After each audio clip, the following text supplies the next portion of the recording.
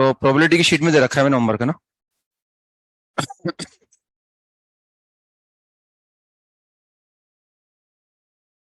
Exercise 2 का part 1।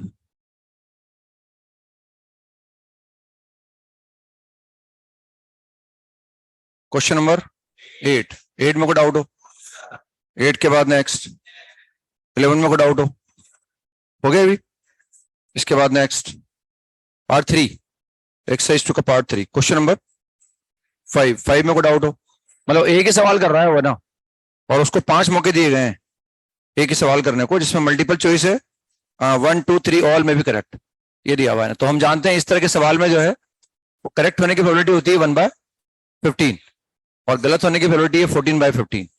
तो इसमें हर बार वो उसी सवाल को दोबारा अटेम्प्ट कर रहा है। 5 मौके दिए गए हैं उसको, या तो पहली बार में सही कर लेगा या दूसरी बार में सही करेगा। मतलब पहली बार का मतलब एक बार टिक कर दिया उसने, एक अटेम्प्ट हो गया वो। जो भी टिक करना है उसको, ए टिक करना है, बी टिक करना है, सी टिक करना है। ये तो पहली बार में जो भी टिक किया है, जितने भी ऑप्शन टिक किए हैं उससे सवाल सही हो जाए, या फिर दूसरी बार में सही होगा, या तीसरी बार में होगा, या फोर्थ टाइम में होगा, या फिफ्थ टाइम में होगा। बस उसको अगर पहले अटेम्प्ट में सही हो जाए इसका मतलब 1/15, दिस इज 1/15। फर्स्ट अटेम्प्ट के अंदर वो सवाल को सही कर दे, क्योंकि आंसर तो कोई एक होगा ना उसका, और टिक करने के तरीके 15 हैं। 1/15 सेकंड पर आ गया। अब पहली बार में वो गलत टिक किया उसने, तो गलत टिक करने की प्रोबेबिलिटी हो गई 14/15। अब वो कुछ मार्क कर चुका है ना, जो वो मार्क कर चुका वो दोबारा मार्क नहीं करेगा। मान लो पहले उसने ए ऑप्शन टिक कर दिया, उन 15 में से एक सिंगल करेक्ट किया, अब इसको भी टिक करेगा दोबारा वो। अब कितने ऑप्शन बचे? 14। 14 में से कोई एक करेक्ट होगा, 1/14। आ रहा है समझ में? पर इसको लिखते जाओ ऐसे ना। फिर तीसरी बार में सही होगा, तीसरी बार में सही होगा तो पहली बार में गलत हुआ, दूसरी बार भी गलत हुआ, और तीसरी बार में सही हो गया 1/13। आ रहा है समझ में कैसे लिख रहा हूं? पर ऐसे लिखते जाओ, उसको सबको जोड़ दो तो 1/5 1/5 आता है हर बार, है ना। इसके बाद नेक्स्ट कौन सा है? 8 में को डाउट हो? वो गैमलर है, मतलब उसमें लिखा हुआ है साफ साफ, है ना, या तो वो हार जाए, है ना, या फिर जो है 5 बार मैक्सिमम अटेंड होंगे, है ना, कोई इनको 5 बार मैक्सिमम उछाल सकता है, या फिर वो हार जाए, वो पैसा खत्म हो जाए, मतलब उसके पास हारने का मतलब है। वो लिखा है ना, रूइन वर्ल्ड लिखा हुआ है उसमें ना, मतलब वो जो है वो उसके पास पैसा नहीं रहे बिल्कुल भी। तो दो संभावना है, या तो पैसा नहीं रहे या फिर मैक्सिमम 5 बार। उसके बाद 1 रुपया ऑलरेडी है ना, तो केसेस बना लेंगे इसमें भी अगेन, है ना। पहली बार उछाला और टेल आ गया तो हार गया वो, 1 रुपया भी हार गया ना, है ना। तो पहली बार टेल आ गया तो उसके पास 1 रुपया था, तो 1 रुपया हार गया वो, खत्म हो गया, उसके बाद पैसा नहीं रहा, गेम खत्म हो गया यहीं। या फिर हो सकता है पहली बार में हेड आया हो, अब उसके बाद 2 रुपये हो गए, और 2 रुपये हटा रहे हैं अपने को ना, तो दोनों बार टेल लेके आ जाओ। अब 2 बार टेल लेके आ जाओ, या ऐसे हार सकता है वो, भैया तो 5 ही बार में रुकना है, या जब उसके बाद पैसा खत्म हो जाए तो रुकना है ना। या हो सकता है पहली बार हेड आया हो, 2 रुपये हो गए उसके पास, फिर टेल आया हो, अब 1 रुपया हो गया, फिर हेड आ गया, फिर 2 रुपये हो गए, अब लगातार 2 बार हरा दो उसको, वो 2 रुपये भी खत्म हो गए, है ना। या फिर पहले हेड आया हो, उसके बाद फिर हेड आया हो, अब कितने रुपए हो गए? 3 रुपये, 3 बार हरा दो उसको बस।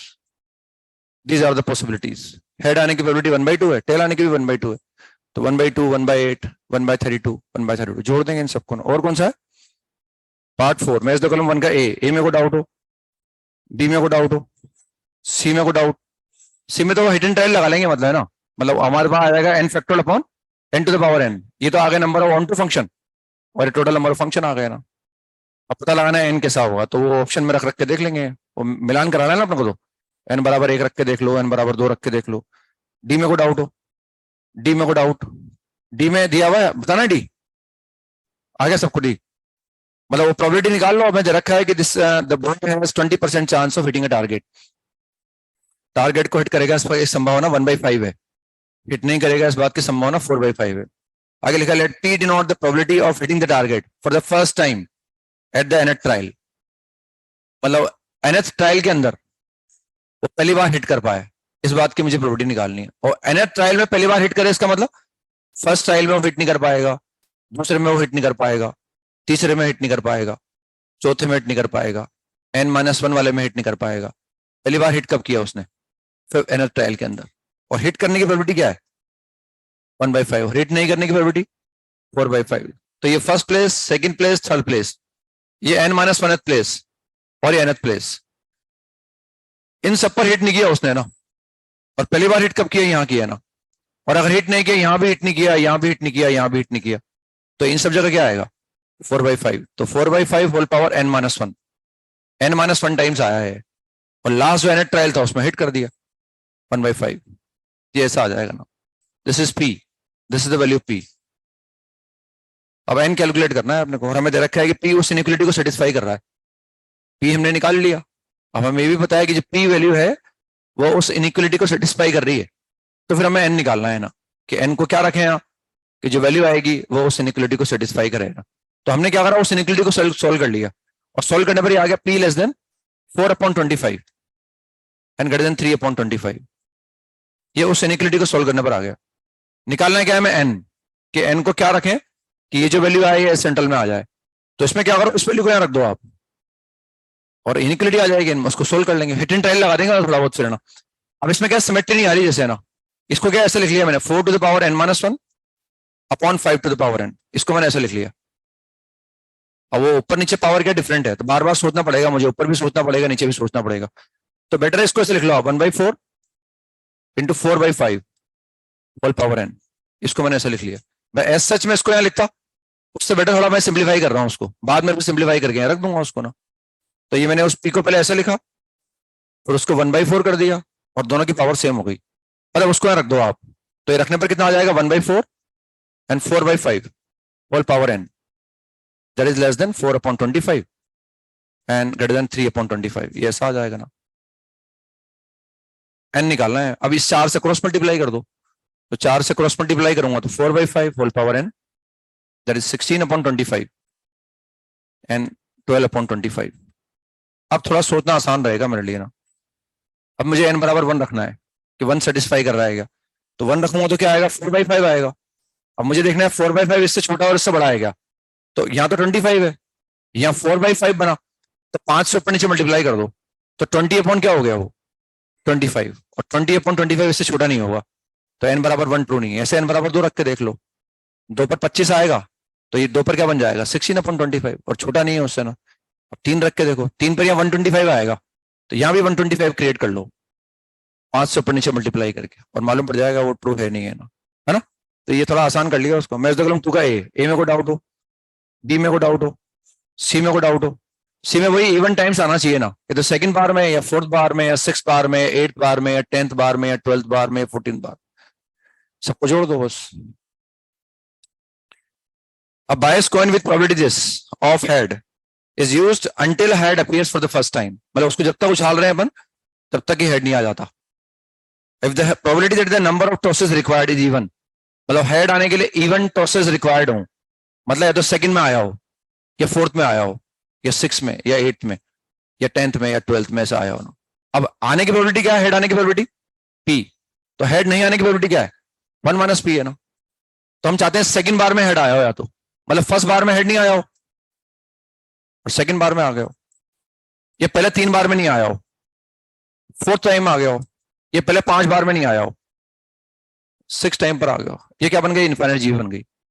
पर इसका सम निकाल लो, a/1 - r, this is a/1 - r, ये a आ गया, 1 - r आ गया ना, 1 - p whole power 2 and that is equal to 2/5। और इसको सोल्व कर लो पहले, ताकि कैलकुलेशन, हालांकि क्वाड्रेटिक नहीं बनेगी इसमें क्योंकि इसका एक फैक्टर कट जाएगा, जो a + b a - b वाला फैक्टर आएगा वो p से कट जाएगा, तो सिंपल लीनियर इक्वेशन बन जाएगी है ना। इसमें a² - b² का फॉर्मूला लगा लो और वो p से p कट जाएगा, क्रॉस मल्टीप्लाई कर देंगे, p की वैल्यू आ जाएगी हमारे पास। इसके बाद डी में को डाउट हो, थर्ड में को डाउट हो, क्वेश्चन नंबर 3 में को डाउट हो, थर्ड में को डाउट, 4 में को डाउट, 4 में को डाउट, 4 तो आसान है ना, आंसर में करेक्शन है, A is the correct answer. 4th के आंसर में करेक्शन है, correct answer is a. 4th के आंसर में करेक्शन है, करेक्ट आंसर इसका ए आएगा ना। 5 में को डाउट हो, क्वेश्चन नंबर 5 में दिया है sides of rectangle are selected random, sides are selected random, each less than 10 centimetre. मतलब ये तो पता है रेक्टेंगल की साइड्स 10 सेंटीमीटर से छोटी होंगी, ऑब्वियस सी बात है 10 सेंटीमीटर छोटी का मतलब पॉजिटिव होगी, 0 से बड़ी भी होगी ना। अब साइड का मतलब लेंथ भी मुझे लेनी है और विड्थ भी लेनी है। लेंथ को मान लो मैंने x मान लिया और मैंने विड्थ को y मान लिया, लेंथ को x मान लिया, विड्थ को y मान लिया। अब मुझे पता है ये 0 से 10 में है, 0 से बड़ा है 10 से छोटा है, 0 से बड़ा 10 से छोटा, तो x हमारे पास ये आ गया 0 से 10 तक हो सकता है, ऐसा y 0 से 10 तक हो सकता है। तो ये हमारे टोटल एरिया आ गया ना। हम इस स्क्वायर के अंदर अगर कोई भी पॉइंट लें तो वो पॉइंट का x और y हमें उन रेक्टेंगल की साइड्स देगा जिनकी साइड लेंथ 10 से छोटी है। कहीं भी पॉइंट ले लो उसके अंदर, x और y की वैल्यू 10 से छोटी आएगी, तो x हमें मान लो लेंथ दे रहा है तो y हमें विड्थ दे देगा ना। तो वो पॉइंट कहीं भी ले सकता है भाई। ऐसा कहने से उनकी जो बात हो वो मान ली हमने ना कि भाई उसकी साइड लेंथ 10 सेंटीमीटर से कम आनी चाहिए। अब यहाँ कहीं भी ले लो एक्स वाई आप ना 10 सेंटीमीटर से, जैसे ये भी एक रेक्टेंगल बनाया है, जैसे मैंने ये पॉइंट लिया ना, मान लो फॉर एग्जाम्पल ये 2,7 है, तो इस पॉइंट के कोऑर्डिनेट क्या होगा 2,7, तो लेंथ हो गई 2 यूनिट और विड्थ कितनी हो गई 7 यूनिट हो गई ना। इसे कोई भी पॉइंट लेंगे, मैं यहाँ भी ले सकता हूँ, तो उसका एक्स भी 10 से छोटा होगा, वाई भी 10 से छोटा होगा। यहाँ एक पॉइंट ले लो, यहाँ एक पॉइंट ले लो चाहो तो, यहाँ एक पॉइंट ले लो, कहीं भी पॉइंट, हर पॉइंट हमें एक रेक्टेंगल दे रहा है जिसकी साइड लेंथ 10 यूनिट से छोटी है ना। तो ये तो टोटल एरिया हो गया। अब चाहते क्या है कि साथ में उसका डायगोनल क्या हो, 10 सेंटीमीटर से छोटा है, डायगोनल भी 10 सेंटीमीटर से छोटा आना चाहिए ना, ये हमें देखना है ना। तो वो फेवरेबल अब देखना है अपने को कि हम कहाँ लें पॉइंट कि जो डायगोनल बनेगा वो 10 सेंटीमीटर से कम आ जाए। तो उसमें निकालने के लिए देखो डायगोनल का, जैसे मैंने फॉर एग्जाम्पल ये पॉइंट लिया, अगर मैं ये पॉइंट लूंगा ना तो इससे जो रेक्टेंगल बनेगा वैसा बनेगा, ये इसका डायगोनल आएगा, है ना। और हम चाहते हैं डायगोनल जो है 10 सेंटीमीटर से छोटा हो। मैंने यहां पॉइंट लिया कोई एक, उस पॉइंट से एक रेक्टेंगल बन गया और मैं चाहता हूं उसका डायगोनल क्या है 10 सेंटीमीटर छोटा है, यानी ये 10 से कम आना चाहिए, ये 10 से कम आना चाहिए। मान लो मैंने पॉइंट यहां ले लिया इस जगह, तो इससे फिर एक रेक्टेंगल बन रहा है ना। और हम चाहते ही हैं कि भाई रेक्टेंगल तो बन गया, डायगोनल जो है 10 सेंटीमीटर से कम आना चाहिए। तो हम चाह रहे हैं जो भी मैंने डायगोनल दिखा रखे हैं ना, क्योंकि जो भी रेक्टेंगल में लूंगा उसका डायगोनल, उसका एक वर्टेक्स ओरिजिन आएगा और डायगोनल कहां से पास होगा, ओरिजिन से पास होगा। तो मतलब मैं चाह रहा हूं कि मैं जो पॉइंट लूंगा, जो एक्स का वाई लेना चाह रहा हूं, उन सबकी डिस्टेंस ओरिजिन से 10 यूनिट या उससे कम होनी चाहिए ना। आप तो देख लो 10 यूनिट कब आएगी, मैं जो भी पॉइंट ले रहा हूं इस स्क्वायर के अंदर, 10x10 के स्क्वायर के अंदर जो भी मैं पॉइंट ले रहा हूं, आपको ये देखना है कि उन पॉइंट्स की ओरिजिन से डिस्टेंस 10 यूनिट कब आ सकती है। पहले देखो छोटे बड़े की बात बाद में करेंगे, पहले 10 यूनिट के बराबर कब आ सकती है। तो तब आएगी जब मैं इसको सेंटर मान के एक सर्कल ड्रॉ कर दूं।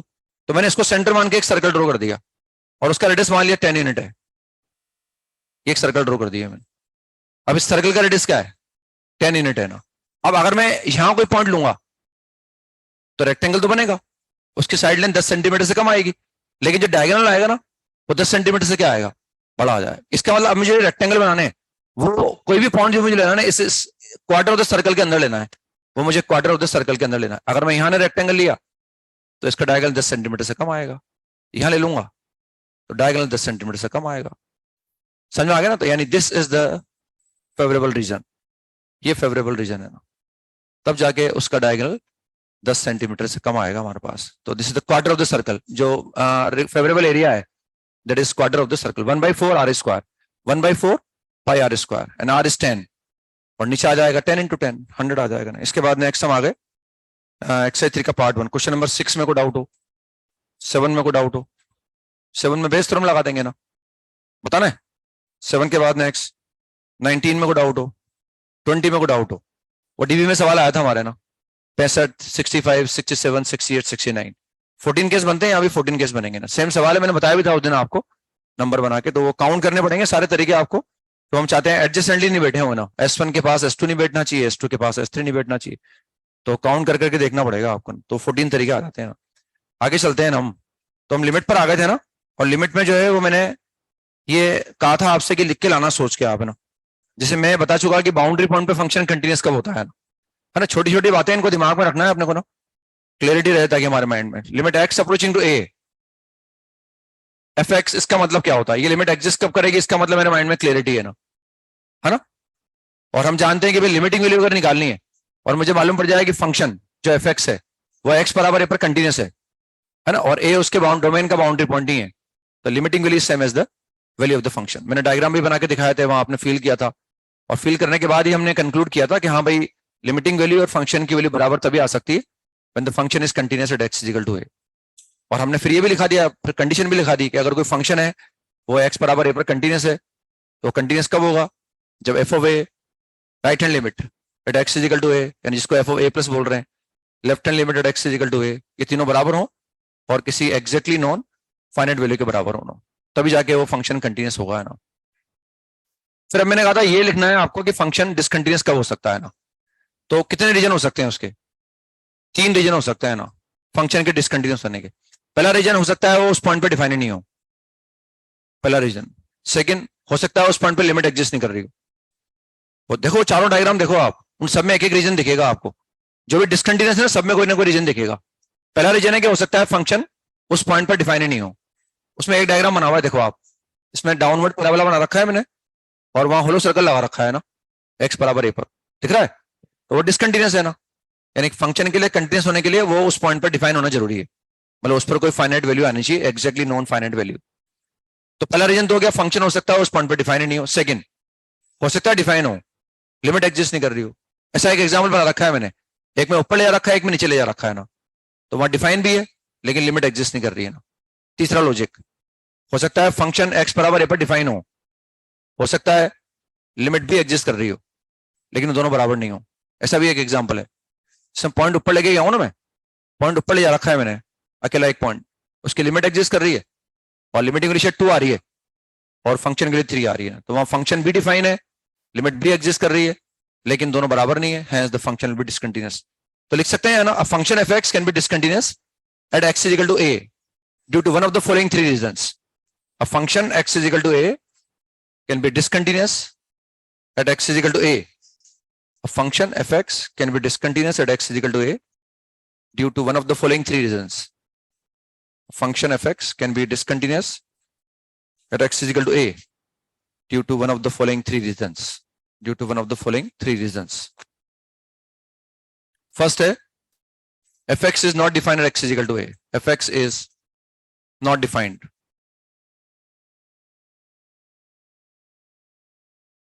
at x is equal to a. fx is not defined at x is equal to a. Function define ही नहीं है x बराबर है पर, fx is not defined at x is equal to a. दिख रहा है अपने को साफ साफ है ना, वो डायग्राम में दिख रहा है ना। सेकंड है limit x approaching to a fx does not exist. तो एक तो वो रीजन हो गया, लिमिट एग्जिस्ट कर रही हो नहीं कर रही है अपने को देखना ही नहीं है। एक तो ये रीजन हो गया भाई फंक्शन ही डिफाइन नहीं है, लिमिट की बात ही नहीं कर रहे हैं अपन, है ना। हमने देखा भाई हो सकता है फंक्शन डिफाइन हो लिमिट एग्जिस्ट नहीं कर रही, तो अब लिमिट एग्जिस्ट नहीं कर रही हो फंक्शन डिफाइन हो तो भी ठीक है, नहीं हो तो भी कोई दिक्कत नहीं है ना। हम इस यहाँ कंसिडरेट कर रहे हैं, या लिमिट की बात नहीं कर रहे, या इसकी बात कर रहे हैं। अगर ये एग्जिस्ट नहीं करेगा तो फंक्शन की वैल्यू देखने की जरूरत भी नहीं है अपने को। थर्ड हो सकता है फंक्शन डिफाइन भी हो, ये भी एग्जिस्ट कर रहा हो लेकिन दोनों बराबर नहीं होना। हाँ third f of a is not equal to limit x approaching to a f x. वो डिफाइन भी है लिमिट भी एग्जिस्ट कर रही है, क्या ऐसा लिख सकते हैं F of a is defined limit also exist, but ऐसा लिख सकते हैं तो ऐसे ज्यादा क्लियरिटी से आ जाएगा। F of a is defined, F of a is defined, F of a is defined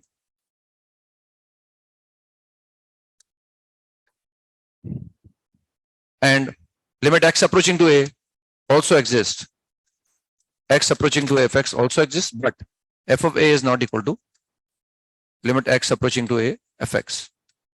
तो ये 3 कारण हो सकते हैं जिस कारण से फंक्शन डिसकंटिन्यूअस होना, ठीक है ना। बाउंड्री पॉइंट पे मैंने बताया अलग से आपको कि बाउंड्री पॉइंट पे कंटिन्यूटी का मतलब क्या होता है ना, वो मैंने कल बताया आपको समझा के ना। तो इस तरह से ध्यान रखना है अपने को ना, और ये कैलकुलेट करने के बारे में सोचना है। अब कंटिन्यूअस फंक्शन अगर होते हैं तो दिक्कत नहीं आती, कंटिन्यूटी भी हम चेक कर सकते हैं, ऐसी बात नहीं। अब हम देखें जब फंक्शन डिसकंटिन्यूअस आएगा ना तब तो लिमिट निकालनी पड़ेगी। अभी हमने लिमिट के सवाल किए थे कल, उसमें लिखा था भाई सारे फंक्शन कंटिन्यूअस थे तो हमें लिमिट का सवाल करने की जरूरत नहीं पड़ी, उन सबकी हमने एक्स बराबर ए पर क्या निकाल ली, वैल्यू निकाल ली है ना, और फटाफट लिमिटिंग वैल्यू आ गई। लेकिन अगर फंक्शन डिसकंटिन्यूअस है तो फिर लिमिट निकालने के लिए हम ये एडवाइजेबल होता है कि एलएचएल आरएचएल को अलग अलग कैलकुलेट करो। यहां लिख सकते हैं ऐसे नोट में, in case of discontinuous function, in case of discontinuous functions, in case of discontinuous functions. अब किस तरह के डिसकंटिन्यूअस फंक्शन हमारे सामने आते हैं, integral part x, fractional part और सिग्नम, ये डिसकंटिन्यूअस फंक्शन हमारे सामने आते हैं। In case of discontinuous functions, like integral part of fx, comma fractional part of fx, and signum of fx, and signum of fx. In case of discontinuous functions, this or this, it is advisable to find LHL and RHL separately. It is advisable to calculate LHL and RHL separately in order to examine the existence of limit. In order to examine the existence of limit. In case of discontinuous functions like this, this and this, it is advisable to calculate LHL and RHL separately in order to examine the existence of limit. जब भी इस तरह के function आपको दिखें तो उन limit का एग्जिस्टेंस चेक करने के लिए हमें LHL RHL को अलग अलग निकाल लेना चाहिए ना. अब इनके सबके ग्राफ बनाए हमने ना, सिग्नम के ग्राफ हम जानते हैं. तो इस तरह के फंक्शन में किन पॉइंट्स पर डिसकंटिन्यूटी आ सकती है, इससे बताओ आप. कोई भी एक बच्चा बताना चाहे. अपने ग्राफ तो बना लिए अपने बहुत सारे ना, पढ़ा करो आप थोड़ा बहुत, एलिमेंट्री चीजें भी पढ़ा करो आप, कोई दिक्कत नहीं. उससे अपना कॉन्फिडेंस कभी डाउन नहीं होता एक्चुअली ना. कोई भी आदमी परफेक्ट कभी नहीं होता. बस छोटी छोटी चीजें अगर अब आदमी को आती होती है ना तो कोई दिक्कत नहीं आती है ना. जीवन में बहुत बड़ी खुशी नहीं मिले लेकिन छोटी छोटी खुशियां मिलती रहे ना अगर हमें, तो फिर जिंदगी जीने का मजा आता रहता है ना. छोटी छोटी बातें याद निकलती रहे तो उत्साह बना रहता है अपना कि हाँ भाई ठीक है, मैं आता है कुछ ना कुछ, ऐसी बात नहीं है ना. तो किन पॉइंट पर आएगा बताओ आप, बताओ. हाँ हाँ, एक्स की उन वैल्यूज पर हमें डाउट रहेगा इसके डिसकंटिन्यूटी के बारे में, where f x becomes integer.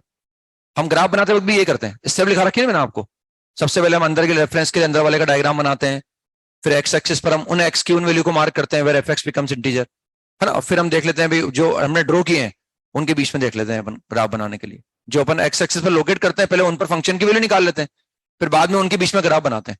ये देखते हैं उनके बीच में ग्राफ 0 से 1 में होगा तो इंटीग्रल पार्ट 0 आ जाएगा, उनके बीच में 1 से 2 में होगा तो इंटीग्रल पार्ट 1 आ जाएगा, उनके बीच में 2 से 3 में होगा तो इंटीग्रल पार्ट 2 आ जाएगा. अब वो पहले मेहनत इसलिए करते हैं अपन, ग्राफ वगैरह इसलिए बनाते हैं ताकि अब यहाँ आने तक अपनी मैच्योरिटी आ जाए, 2-3 बार पढ़ लिया ओपन ने और यहाँ बड़ा कंफर्टेबल लगे, मतलब अपने को दिक्कत नहीं आया ना. तो ये integral part of f x है, ये fractional part of f x. इसमें डिसकंटिन्यूटी उन्हीं पॉइंट पर आएगी where f x becomes integer. जब भी मुझे लगेगा कि अगर एक्स की कोई वैल्यू है वेयर ये इंटीजर बन रहा है, एक्स की वैल्यू इंटीजर होनी है उससे मतलब नहीं है ना, इसके डिसकंटिन्यूटी तब आएगी. यहाँ लिख सकते हैं in these functions discontinuity may arise. In these functions, discontinuity may arise at those values of x where fx becomes integer. In these functions, discontinuity may arise at those values of x where fx becomes integer. In these functions, discontinuity may arise at those values of x where fx becomes integer. यह कहां आ सकती है इसमें बताओ, इसमें कहां आएगी जहां एफ एक्स 0 हो रहा होगा ना, क्योंकि जब एफ एक्स के जिस वैल्यू पर एफ एक्स 0 होगा ना, जहां एफ एक्स 0 होगा उसी के आसपास एफ एक्स पॉजिटिव होगा या नेगेटिव होगा ना. तो इसमें डिसकंटिन्यूटी डाउट तब आता है जब एफ एक्स के अंदर जो है, सिग्नम के अंदर जो है वो 0 हो जाए ना. In this case discontinuity may arise at those values of x where f x equal to 0, where f x becomes 0. X की जिन वैल्यूज पर एफ एक्स 0 बनेगा वहां हमें डाउट आएगा इसमें ना, बाकी और जगह डाउट नहीं आएगा ना. In this case, discontinuity may arise at those values of x where fx equal to 0 या fx becomes 0. उन्हीं पॉइंट्स पर हमें डाउट आता है, अदरवाइज डाउट नहीं आता है ना. ठीक है ना, ऐसे इसको निकाल सकते हैं. ये अब हम देखते हैं, कुछ सवाल करते हैं, उससे क्लैरिटी आएगी ना. इवेल्युएट द फॉलोइंग लिख लो आप, इवेल्युएट द फॉलोइंग.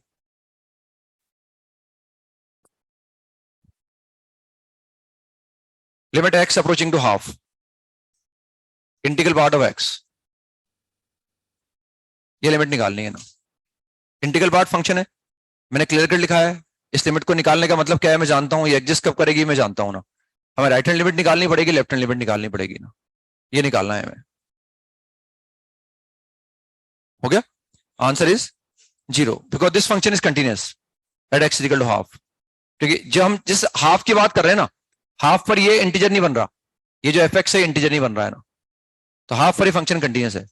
और जिससे मालूम पड़ा कि फंक्शन कंटिन्यूअस है और इसका डोमेन क्या है आर, डोमेन का बाउंड्री पॉइंट भी नहीं है, तो limiting value is again same as the value of the function, है ना. अब हम ध्यान से देखें कि अगर मैं मान लो ये निकालता, मैं एलएचएल आरएचएल अलग से भी निकाल सकता हूं, ठीक है, मैंने ऑब्जर्व कर लिया है, हमारी नॉलेज है, हमने जो पढ़ा है उसको याद रखा और वो अप्लाई कर दिया सवाल के अंदर, भाई वो कंटिन्यूस है तो कोई दिक्कत नहीं है। अदरवाइज मैं आरएचएल अलग से निकाल सकता हूँ, आरएचएल अलग से निकाल सकता हूँ। आरएचएल अगर मैं निकालूंगा इसका मतलब हम हाफ के राइट में आ गए, हाफ के राइट में आ गए, ये इंटीग्रल पार्ट ऑफ एक्स। और एलएचएल निकालने का मतलब हम हाफ के लेफ्ट में आ गए, हाफ के लेफ्ट में आ गए। इन दोनों को निकाल लूंगा मैं, ये एलएचएल है हमारे पास है ना। अब हाफ प्लस का इंटीग्रल पार्ट निकाल रहा हूं, देखो ध्यान से देखो आप, इसको अगर मैं ये निकालता ना, what is answer of this? Limit x approaching to half plus x, half, क्योंकि वो पॉलिनोमियल है और वो y इक्वल टू एक्स जो है या एफ एक्स बराबर एक्स कंटीन्यूस फंक्शन होता है। अब अगर वो कंटीन्यूस है तो हाफ प्लस पर वैल्यू निकालो, हाफ माइनस पर निकालो, या हाफ पर निकालो, एक ही बात है। तो सीधे सीधे मैंने हाफ रख दिया बस वहां। अब भले ही हाफ प्लस निकाल रहा हूं, समझ रहे बात, बहुत छोटी छोटी चीजें हैं, वो दिमाग में सेट हो जाएगी तो दिक्कत नहीं आएगी, मतलब बार बार मेरे को कंफ्यूजन नहीं होगा सवाल करते वक्त। हम देख रहे हैं भाई ये एक पॉलिनोमियल फंक्शन है, ये ऑलवेज कंटीन्यूस है, और अगर ये कंटीन्यूस है तो इसकी वैल्यू चाहे हाफ पर निकालो, चाहे हाफ प्लस पर निकालो, चाहे हाफ माइनस पर निकालो, सब क्या आएंगी? बराबर आएंगे। तो हाफ प्लस पर निकालने का मतलब मैं हाफ रखता हूँ उसमें, वैल्यू निकाल ली बस फंक्शन की मैंने। यहाँ क्या कर रहा हूँ, ये देखो कंपोजिट फंक्शन है, यानी एक्स के बाहर भी मैंने इंटीग्रल पार्ट लगा रखा है, वहां मैंने फटाफट हाफ रख दिया। यहां मैं एक्स की लिमिट नहीं निकाल रहा, मैं इंटीग्रल पार्ट ऑफ एक्स की लिमिट निकाल रहा हूं। और हम देख रहे हैं हाफ से जस्ट बड़ा होगा ना, अगर अगर ये ब्रैकेट नहीं होता तो मैं क्या करता, हाफ प्लस की जगह हाफ रख देता और लिमिट निकाल लेता। अब हम देख रहे हैं एक्स हाफ प्लस है, तो 0.5 से जस्ट बड़ा भी अगर हो जाएगा वो, तो भी उसका इंटीग्रल पार्ट क्या है? कांस्टेंट है, मतलब है ना, ये एक्स कांस्टेंट नहीं है, लेकिन हाफ प्लस कैसा भी हो उसका इंटीग्रल पार्ट एग्जैक्ट क्या है? 0 है, उसका इंटीग्रल पार्ट एग्जैक्ट 0 है ना। हाफ माइनस कैसा भी हो उसका इंटीग्रल पार्ट क्या है? एग्जैक्ट 0 है, तो ये लिमिट एग्जिस्ट कर रही है और वो 0 के बराबर आ गया, या सिंपली हमने कंसेप्ट लगा दिया भाई कंटीन्यूअस है वो तो, और एक्स बराबर हाफ रख दिया और वैल्यू निकाल ली हमने। अब ये निकाल रहे हैं limit x approaching to 1, x approaching to 1 integral part of x, ये लिमिट निकालनी।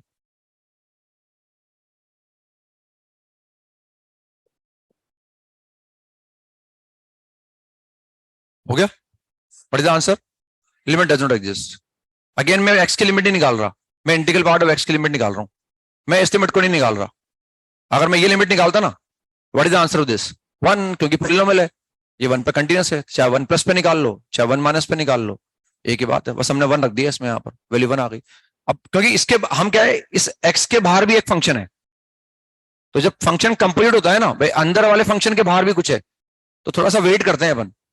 हाफ प्लस, यहाँ तो मैंने हाफ प्लस को क्या लिख दिया, 1 प्लस को क्या लिख दिया, 1 ही लिख दिया, या थोड़ा मैं इंतजार करूंगा 1 प्लस, और वो इंटीग्रल पार्ट कैसा बिहेव करेगा, भले ही 1 प्लस वेरिएबल है, 1 plus is not constant number, लेकिन भले वो 1 प्लस कैसा भी हो, ये इंटीग्रल पार्ट ऑफ 1 प्लस क्या है, हमेशा 1 आएगा। तो आरएचएल अगर मैं निकालूंगा तो 1 आ जाएगा, RHL is equal to 1, right hand limit x approaching to 1 plus integral part of x, ये 1 आ गया। अब ये कैसा भी 1 प्लस हो, ये कैसा भी 1 से जस्ट बड़ा हो, उसका इंटीग्रल पार्ट 1 आएगा।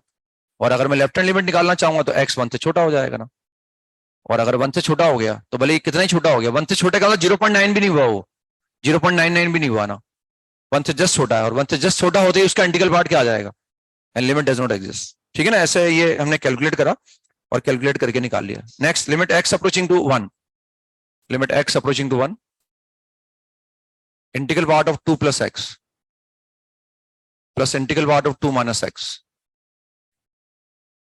ये मुझे कैलकुलेट करना, integral part of 2 plus x plus integral part of 2 minus x. Integral part लगा हुआ है ना, 2 प्लस एक्स 2 माइनस एक्स,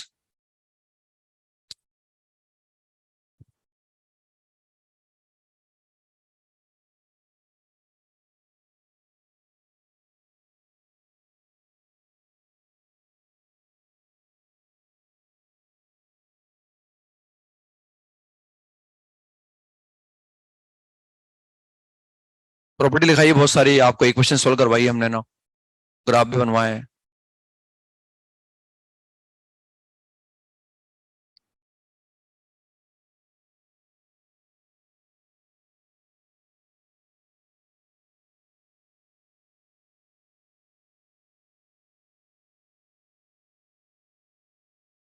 हो गया? What is the answer? Answer is, मैंने कोई एग्जिस्ट बोल रहा है, कोई 3 बोल रहा है, आवाज मिक्स आ रही है, ये समझ में नहीं आ रहा कौन 3 बोल रहा है, कौन डोंट एग्जिस्ट बोल रहा है। Does not exist. कितने डज नॉट एग्जिस्ट वाले? Does not exist. और 3 वाले? तो आंसर इज 3। हल्की सी एक प्रॉपर्टी है, बस अगर वो याद हो हमारे दिमाग में तो आंसर सही है। पुराना नहीं पढ़ोगे तो पछताओगे आप, ये है ना।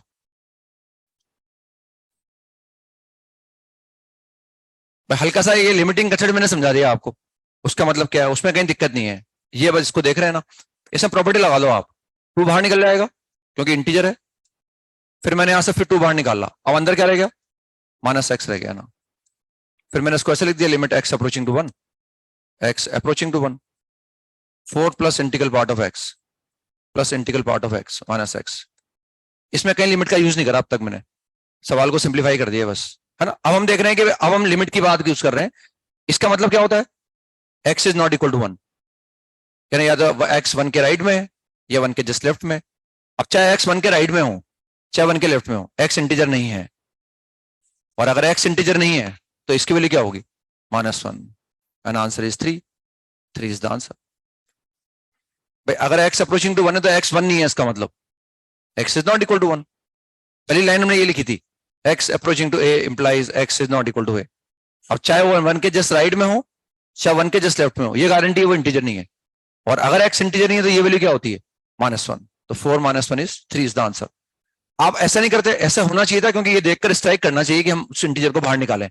फिर ये देखिएगा तो ये भी स्ट्राइक करना चाहिए कि अगर x इंटीजर है तो ये 0 होता है, और अगर x इंटीजर नहीं है तो ये -1 होता है। लिमिट का हल्का सा ये यूज था बस, और वो करते ही हमने सवाल निकाल लिया।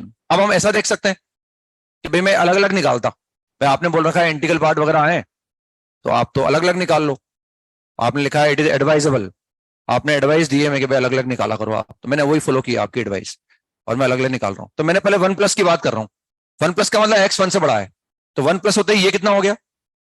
3 प्लस, है ना, ये 3 प्लस हो जाएगा। 3 प्लस का इंटीग्रल पार्ट 3। अब 1 माइनस होते ही ये कितना हो गया? x 1 से छोटा हो गया, 1 से बड़ा हो गया, तो वो क्या हो गया? 1 माइनस हो गया। अगर x 1 के बराबर होता तो ये 1 होता, 1 से बड़ा होते ही वो 1 से कम हो गया, और 1 से कम होते ही इंटीग्रल पार्ट क्या आ गया? 0 आ गया। तो ये राइट हैंड लिमिट 0 आ गई। अब आ रहे हैं लेफ्ट हैंड लिमिट पर, यानी अब हम बात कर रहे हैं x अप्रोचिंग टू 1 माइनस की। ऐसे भी लिख सकते हैं चाहे तो सिंपली 1 माइनस निकाल रहा हूं मैंने। तो अगर x 1 से छोटा हो गया तो ये 3 से कम हो गया। 3 से कम का मतलब 2.5 भी नहीं हुआ, 2.9 भी नहीं हुआ, 3 से जस्ट छोटा हो गया, 3 के जस्ट लेफ्ट में आ गया। What is integral part? 2। और 1 से कम होते ही, अगर 1 होता तो ये कितना होता? 2 होता। 1 से कम होते ही ये 1 से बड़ा हो गया, 1 प्लस हो गया, 1 प्लस का इंटीग्रल पार्ट 3, वो भी 3 आ गया और ये भी 3 आ गया। Limit exist. आ रहा है समझ में? 1 प्लस कर दिया एक बार, 1 माइनस कर दिया बस। और या फिर हमने वो पहले देखा भाई इंटीजर को ऐसे बाहर निकाल लेते हैं, उसको आसान किया, और जैसे ही वो दिखा तो एकदम लगा भाई x इंटीजर होता है तो वो 0 आता है, इंटीजर नहीं होगा तो वो -1 के बराबर आ जाएगा ना। लिखें नेक्स्ट, लिखें limit x approaching to 0, fractional part of x। ये लिमिट निकालनी है। Again fractional part of fx है, तो x जो लिमिट है 0 पर, वो अंदर वाला इंटीजर बन रहा है, तो डिसकंटिन्यूटी आएगी। जैसे अगर मैं ये निकालता ना, अगर limit x approaching to half, x approaching to half, fractional part of x, what is the answer of this? Half. इसका आंसर हाफ है ना, क्योंकि हाफ पर कंटिन्यूस है, क्योंकि जहां मैं इंटरेस्टेड हूं उस x की उस वैल्यू पर ये fx इंटीजर नहीं बन रहा, इसका मतलब x बराबर हाफ पर ये फंक्शन कंटिन्यूस है। और अगर ये कंटिन्यूस है तो चाहे हाफ प्लस पे निकालो, हाफ माइनस पे निकालो, हाफ पे निकालो, एक ही बात। What is fractional part of half? Half. Graph भी जानते हैं हम, ये रटने के लिए भी बोला था मैंने आपको, इसका पीरियड 1 होता है ना, और ये इतना सा ग्राफ याद रखना है बस इसका हमें। और अगर हम हाफ पर देखें तो नो डाउट हाफ पर ये फंक्शन कंटिन्यूस है, हाफ के आगे जाओ, हाफ पर आ जाओ, हाफ के पीछे जाओ, फंक्शन कंटिन्यूस है। इसका मतलब जो है वो it is same as the value of the function. तो वहां फटाफट हाफ रखता और वैल्यू निकाल के मैं कैलकुलेट कर लेता। अब हम जानते हैं इसका डायग्राम है ना, इसका पीरियड 1 होता है ना, और ये 1 इंटरवल के बाद अपने आप को रिपीट करता है ना, ये 1 इंटरवल के बाद अपने आप को रिपीट करे। डिसकंटिन्यूस है कहां पर है? एक्स की उन वैल्यूज पर where this f x becomes integer, और एक्स की इंटीजर वैल्यू पर अंदर वाला इंटीजर बन जाएगा। तो इन सब पर हमें डाउट है ना, तो जब भी मैं किसी इंटीजर पॉइंट पर ऐसी वैल्यू पर चेक करूंगा जिस पर ये इंटीजर बन रहा हो, तो वहां हमें डिसकंटिन्यूटी चेक करनी पड़ेगी इसमें ना। तो हम देख रहे हैं यहाँ 0 पे निकाल रहे हैं। अब बिल्कुल साफ साफ दिख रहा है अपने को ना, ये फ्रैक्शनल बार का डायग्राम बना लिया हमने कि 0 के राइट से आ जाओ आप, 0 के राइट से 0 पर आ रहा हूं, जीरो के राइट से जीरो पर आ रहा हूं, तो फंक्शन कहां जा रहा है, फंक्शन जीरो पर जा रहा है ना, तो what is the right hand limit, right hand limit is zero. आगे समझ में। और अगर मैं लेफ्ट हैंड लिमिट निकालूंगा तो मैं जीरो के लेफ्ट से आ रहा हूं, अब जीरो के लेफ्ट से जीरो पर आ रहा हूं। मैं अगर यहां होता तो फंक्शन की वैल्यू ये आती, इतना दूर नहीं हो, लेकिन मैं यहां होता तो फंक्शन की वैल्यू ये होती, यहां होता तो फंक्शन की वैल्यू ये होती, यहां होता तो फंक्शन की वैल्यू होती। तो जीरो के लेफ्ट से जीरो पर आ रहा हूं तो फंक्शन की वैल्यू वन पे जा रही है ना, and the limit does not exist. अब ध्यान से देखो, ये पीरियोडिक है ना, हम जीरो की बात नहीं कर रहे। अगर मैं वन पर लिमिट निकालूं तो मैं यहां जीरो की जगह वन कर दूं, तो वही अगर मैं वन के राइट से आऊंगा, अगर मैं, क्योंकि पीरियोडिक है ना, अगर मैं, ये इंटीजर है, इंटीजर के राइट से इंटीजर पर आऊंगा तो फ्रैक्शनल पार्ट हमेशा कहां जाएगा, जीरो पर जाएगा। और किसी इंटीजर के लेफ्ट से अगर मैं इंटीजर पर आऊंगा तो फ्रैक्शनल पार्ट हमेशा वन पर जाएगा ना। समझ रहे हैं बात, ग्राफ से क्लियर दिख रहा है ना। तो हम ये बोल सकते हैं, जनरलाइज वे में इसको याद रख सकते हैं, limit x approaching to I plus fractional part of x will be equal to limit x approaching to I minus का फ्रैक्शनल पार्ट, आई प्लस का फ्रैक्शनल पार्ट, इसका लिमिट निकालने वाला किसी भी इंटीजर से राइट से अगर मैं आऊंगा तो फ्रैक्शनल पार्ट जीरो पर अप्रोच करेगा ना। नहीं आया समझ में, तो ये जीरो पर अप्रोच करेगा। और अगर मैं किसी इंटीजर के लेफ्ट से इंटीजर पर आऊंगा, क्योंकि भाई ये वैल्यू नेगेटिव तो कभी आ नहीं सकती ना, ये नेगेटिव तो कभी आ नहीं सकता ना, हम इंटीजर के राइट से इंटीजर पर आएंगे तो जीरो पर अप्रोच करेगा, और इंटीजर के लेफ्ट से अगर इंटीजर पर आएंगे तो वो वन पर अप्रोच करेगा, इज इक्वल टू वन। ये वन आ जाएगा। हो गया क्लियर। अब इसमें अगर मैं ये निकालता, मान लो limit x approaching to I plus, limit x approaching to I plus integral part of x, ये कितना आना चाहिए,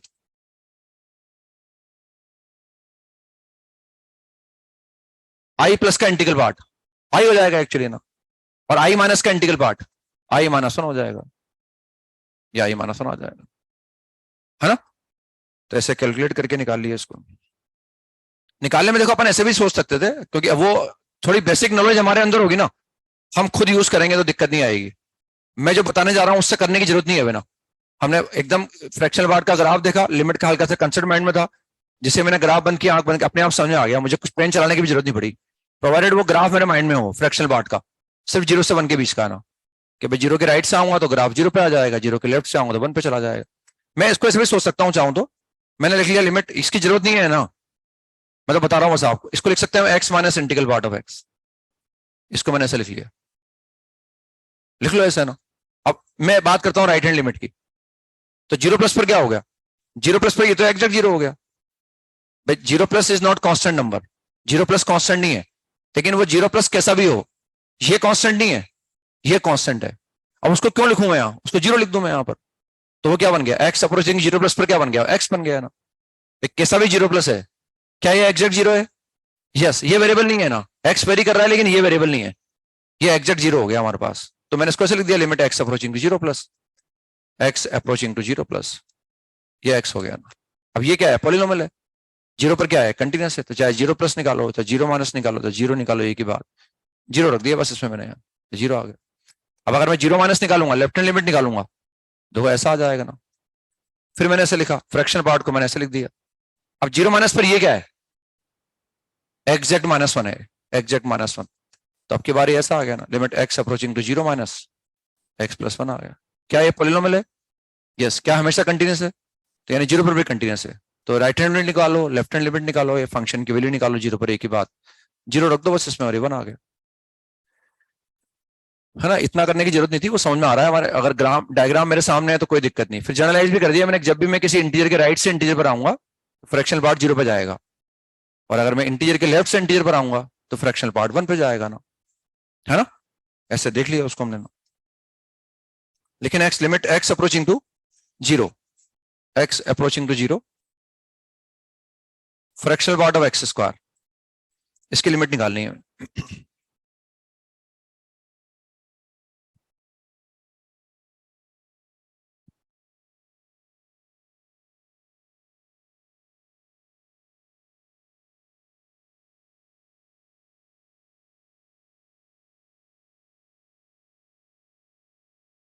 हो गया ना, what is the answer, limit exist and limit equal to zero. पहला ऑब्जर्वेशन है कि इवन फंक्शन है, फर्स्ट ऑब्जर्वेशन कि ये इवन फंक्शन है, तो जैसा जीरो प्लस पर हो रहा होगा वैसा जीरो माइनस पर हो रहा होगा, तो अगर मैं जीरो प्लस पर निकाल लूंगा तो मुझे जीरो माइनस पर निकालने की आवश्यकता नहीं पड़ेगी, because this is an even function. तो बस मैं 0 प्लस पे निकाल लेता हूं बस, है ना। आर चल limit x approaching to 0 plus. अब अगर एक्स 0 प्लस है तो एक्स स्क्वायर कैसा होगा? 0 प्लस। भाई किसी बहुत छोटे नंबर का अगर मैं स्क्वायर कर दूंगा तो और क्या हो जाएगा, बल्कि तो 0 के और नजदीक आ जाएगा। और हम देख रहे हैं अगर एक्स 0 प्लस है तो ये भी 0 प्लस है।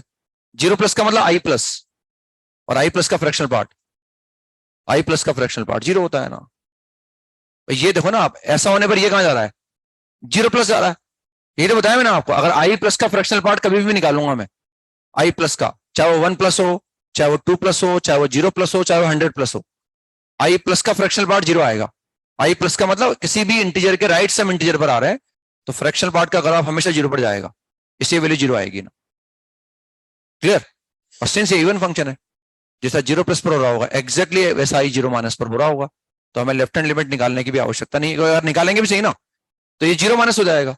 0 माइनस की स्क्वायरिंग करो 0 प्लस, और 0 प्लस का फ्रैक्शनल पार्ट 0 आ जाएगा। Limit exist and the limiting value is 0। और वो इवन फंक्शन का यूज कर लिया हमने। Limit x approaching to 0 minus 0 fractional part of x cube, ये निकालना है।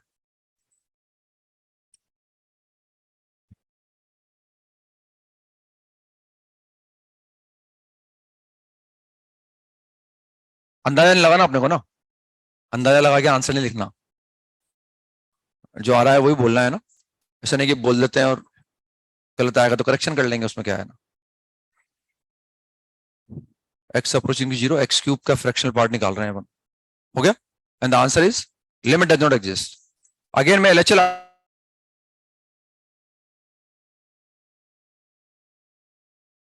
तो जैसे एक्स अगर 0 प्लस होगा ना तो 0 प्लस का क्यूब भी क्या आ गया?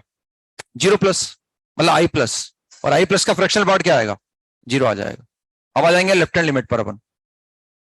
अब हम बात कर रहे हैं एफ ऑफ 0 माइनस, है ना। ऐसे लिखें एक ही बात है ना, हम ऐसे लिखें एक ही बात है,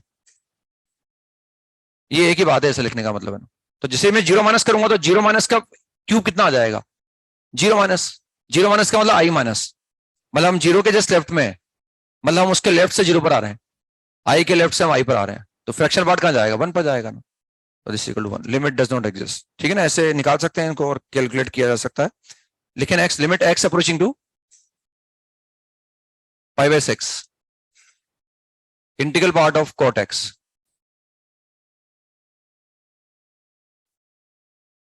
x approaching to pi by 6 integral part of cot x।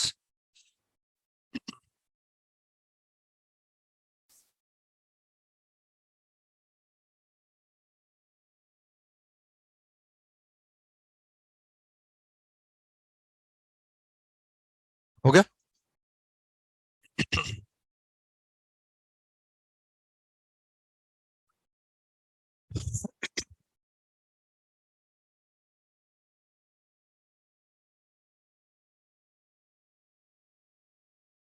And the answer is limit exists and limiting value is root 3, limiting value is 1, limiting value is 1, limit will exist and limiting value is 1। हम देख रहे हैं भाई हमें doubt कहां आएगा continuity के बारे में, डिसकंटिन्यूटी के बारे में डाउट कहां आएगा भाई? जहां डिसकंटिन्यूटी आएगी वहीं तो हो सकता है लिमिट एग्जिस्ट नहीं करे। तो हम देख रहे हैं भाई हमें x बराबर पाई बाय 6 देखें, x बराबर पाई बाय 6 पर ये क्या है? इंटीजर नहीं है, इसका मतलब x बराबर पाई बाय 6 पर ये कंटिन्यूअस है। तो limiting value is same as the value of the function. Pi by 6 रख दिया बस मैंने फटाफट। What is cot pi by 6? √3, √3 का इंटीग्रल पार्ट 1। अब हम चाहें तो वो कन्वेंशन फॉलो कर सकते हैं कि सर मैं तो राइट हैंड लिमिट अलग निकालूंगा और लेफ्ट हैंड अलग निकालूंगा, वो भी निकाल के देख सकते हैं। तो हम देख सकते हैं पाई बाय 6 पर cot की वैल्यू क्या है? √3 है। अभी सोचोगे अगर पाई बाय 6 पर वैल्यू √3 है ना, तो पाई बाय 6 के जैसे आगे जाऊं मैं या पीछे आऊं तो cot होगा क्या? ये तो √3 से हल्का सा कम हो जाएगा या बढ़ जाएगा। तो √3 से हल्का सा कम भी होगा ना अगर, तो what is the integral part? 1। और √3 से हल्का सा बढ़ जाएगा तो 1 ही आएगा, क्योंकि वो उस पाई बाय 6 पर वो इंटीजर नहीं बन रहा। अगर वो इंटीजर बन रहा होता, मान लो वो 2 बन रहा होता, तो हल्का सा आगे जाते तो 2 प्लस होता और पीछे जाते 2 माइनस होता, और वो अलग अलग आते हैं हमारे पास, है ना। जैसे ये हम देख सकते हैं ना यहाँ पर cot का डायग्राम हम जानते हैं। What is cot pi by 2? cot pi by 2 0। तो ये cot का डायग्राम है हमारे पास। पाई बाय 6 हमारे पास यहाँ है, ये पाई बाय 6 है। पाई बाय 6 पर वैल्यू क्या है? √3 है। cot pi by 6 is √3। अब पाई बाय 6 पर तो है नहीं अपन, because it implies x is not equal to pi by 6। अगर मैं पाई बाय 6 से जस्ट राइट में भी हूं, पाई बाय 6 के जस्ट राइट में भी हूं, तो कॉट की वैल्यू क्या हो गई, √3 से हल्का सा कम हो गई बस, तो इंटीग्रल पार्ट क्या आ गया, 1 आ गया। और पाई बाय 6 के लेफ्ट में जाऊंगा तो √3 से हल्का सा बड़ा चल गया अपने, तो भी वाला आ जाएगा। तो limit exist and limiting value, और अगर निकालना चाहूंगा तो भी वो मालूम पड़ जाएगा, √3 प्लस का इंटीग्रल पार्ट 1, √3 माइनस का integral part 1, limit exist and limiting value is 1। हाँ अगर मैं ये निकालता, limit x approaching to pi by 4 integral part of cot x,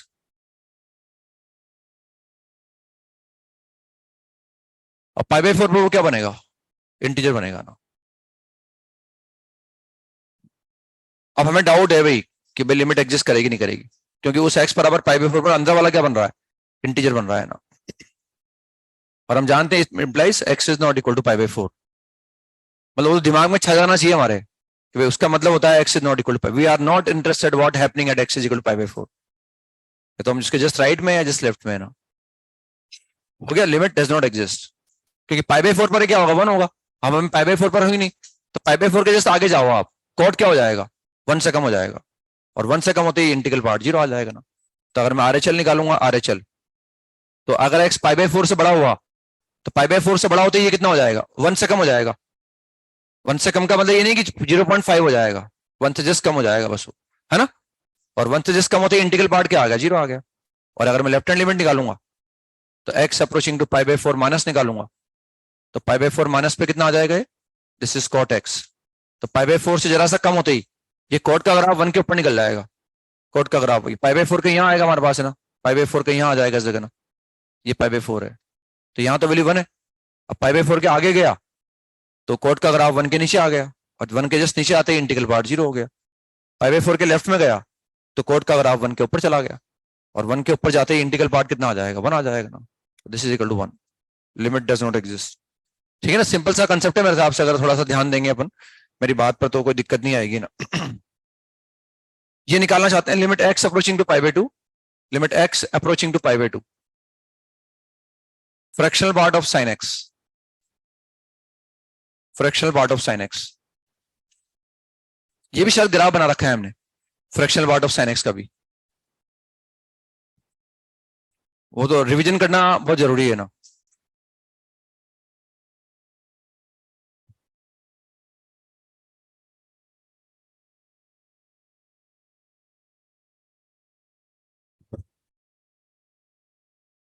okay, what is the answer, limit exist limiting value is 1, limit exist, इसलिए मैं रहा हूं अंदाजा मत लगाओ, अंदाजे से काम नहीं चलेगा। Limit exist and limiting value is 1। देखो कैसे, देखो एक तो हम जानते हैं जैसे साइन एक्स होता है ना, ये पाई बाय 2 के अबाउट सिमेट्रिक होता है। ये मैंने कहां यूज किया था, मैंने यहां यूज किया था। एक तो साइन का ग्राफ जानते हैं हम, ये मैंने यहां यूज किया था, sign inverse of sine x के ग्राफ में, ये मैंने यहां यूज करके बताया था आपको। माइनस पाई बाय 2 से पाई बाय 2 उसको एक्स लिखा, फिर मैंने कहा था भाई साइन एक्स पाई बाय 2 के अबाउट सिमेट्रिक होता है, तो ये भी पाई बाय 2 के अबाउट सिमेट्रिक होगा, लाइन ऐसे खींच दी थी मैंने ना, तो एक बार में काम चल गया था हमारा ना। और वैसे भी हम जानते हैं साइन का ग्राफ बना के देखो आप, वो वर्टिकल लाइन एक्स बराबर पाई बाय 2 के अबाउट सिमेट्रिक होगा, तो ये पाई बाय 2 के अबाउट सिमेट्रिक है। तो इसका मतलब इससे फायदा क्या उठा रहा हूं मैं, मतलब अब मैं मेरी नॉलेज का इस्तेमाल कर रहा हूं, जो मैं पढ़ चुका उसका इस्तेमाल कर रहा हूं मैं ना, भाई पाई बाय 2 के अबाउट सिमेट्रिक है, तो इसका मतलब ये है कि जैसा पाई बाय 2 प्लस पर हो रहा होगा वैसा पाई बाय 2 माइनस पर हो रहा होगा। मुझे देखना है कि अगर एक्स पाई बाय 2 प्लस है, अगर मैं पाई बाय 2 से बड़े की बात कर रहा हूं, what is sine 1 minus,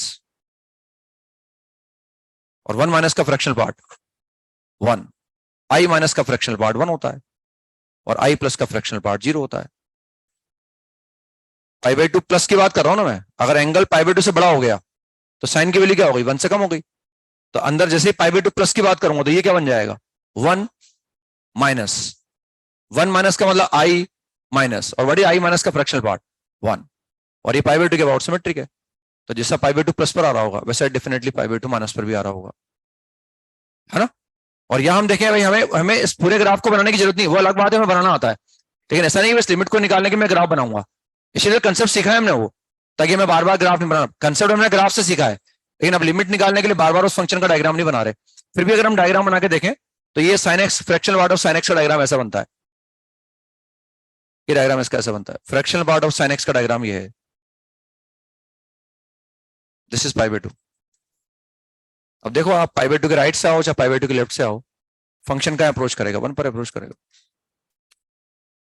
discontinuous तो है नो डाउट, लेकिन वो limiting exist and limiting value is 1। समझ में आ गया? या फिर हम चाहे तो ऐसा भी अलग अलग भी निकाल के दे सकते हैं, एक बार पाई बाई टू प्लस पे निकाल लो, एक बार आई, वो तो देखना पड़ेगा ना भाई, आई प्लस का फ्रैक्शनल पार्ट निकाल रहे हैं, आई माइनस का निकाल रहे हैं, क्योंकि चाहे मैं पाई बाई टू के राइट में हूं चाहे मैं पाई बाई टू के लेफ्ट में हूं, साइन 1 से बड़ा तो हो ही नहीं पाएगा भाई, 1 प्लस तो कभी आएगा नहीं ना, 1 माइनस ही आएगा ये, और 1 माइनस का फ्रैक्शनल पार्ट कितना आ जाएगा, 1 आ जाएगा। तो पाई बाई टू प्लस पर भी 1 आएगा और पाई बाई टू माइनस पर भी कितना आएगा, 1 आ जाएगा ना, है ना?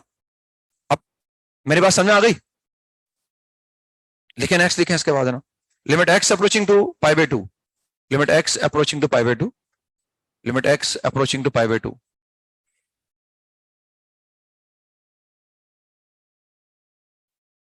cos inverse of integral part of cot x, cos inverse of integral part of cot x, x approaching to pi, यानी पहले cot है, cot के बाहर इंटीग्रल पार्ट है, इंटीग्रल पार्ट के बाद cos इनवर्स है।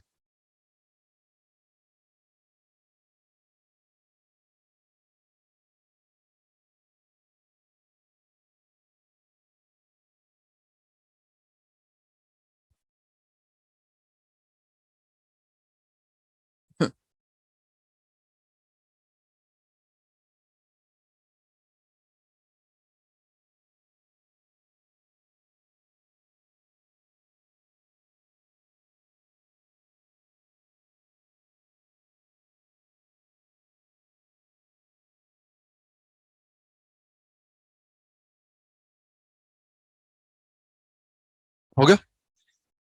Answer is limit does not exist, limit does not exist. यही तो करना है आपको, पाई बाई टू प्लस सोचना है, पाई बाई टू माइनस सोचना है आपको, बस ये तो सोचना है ना। कोट का ग्राफ मेरे माइंड में है ना, नहीं आता तो उसमें मेरी गलती नहीं है, उसमें मेरी कोई गलती नहीं है ना भाई। आपको लगता हो मेरे पे गुस्सा आ रहा हो अंदर ही अंदर, तो मेरी कोई गलती नहीं है इसमें ना।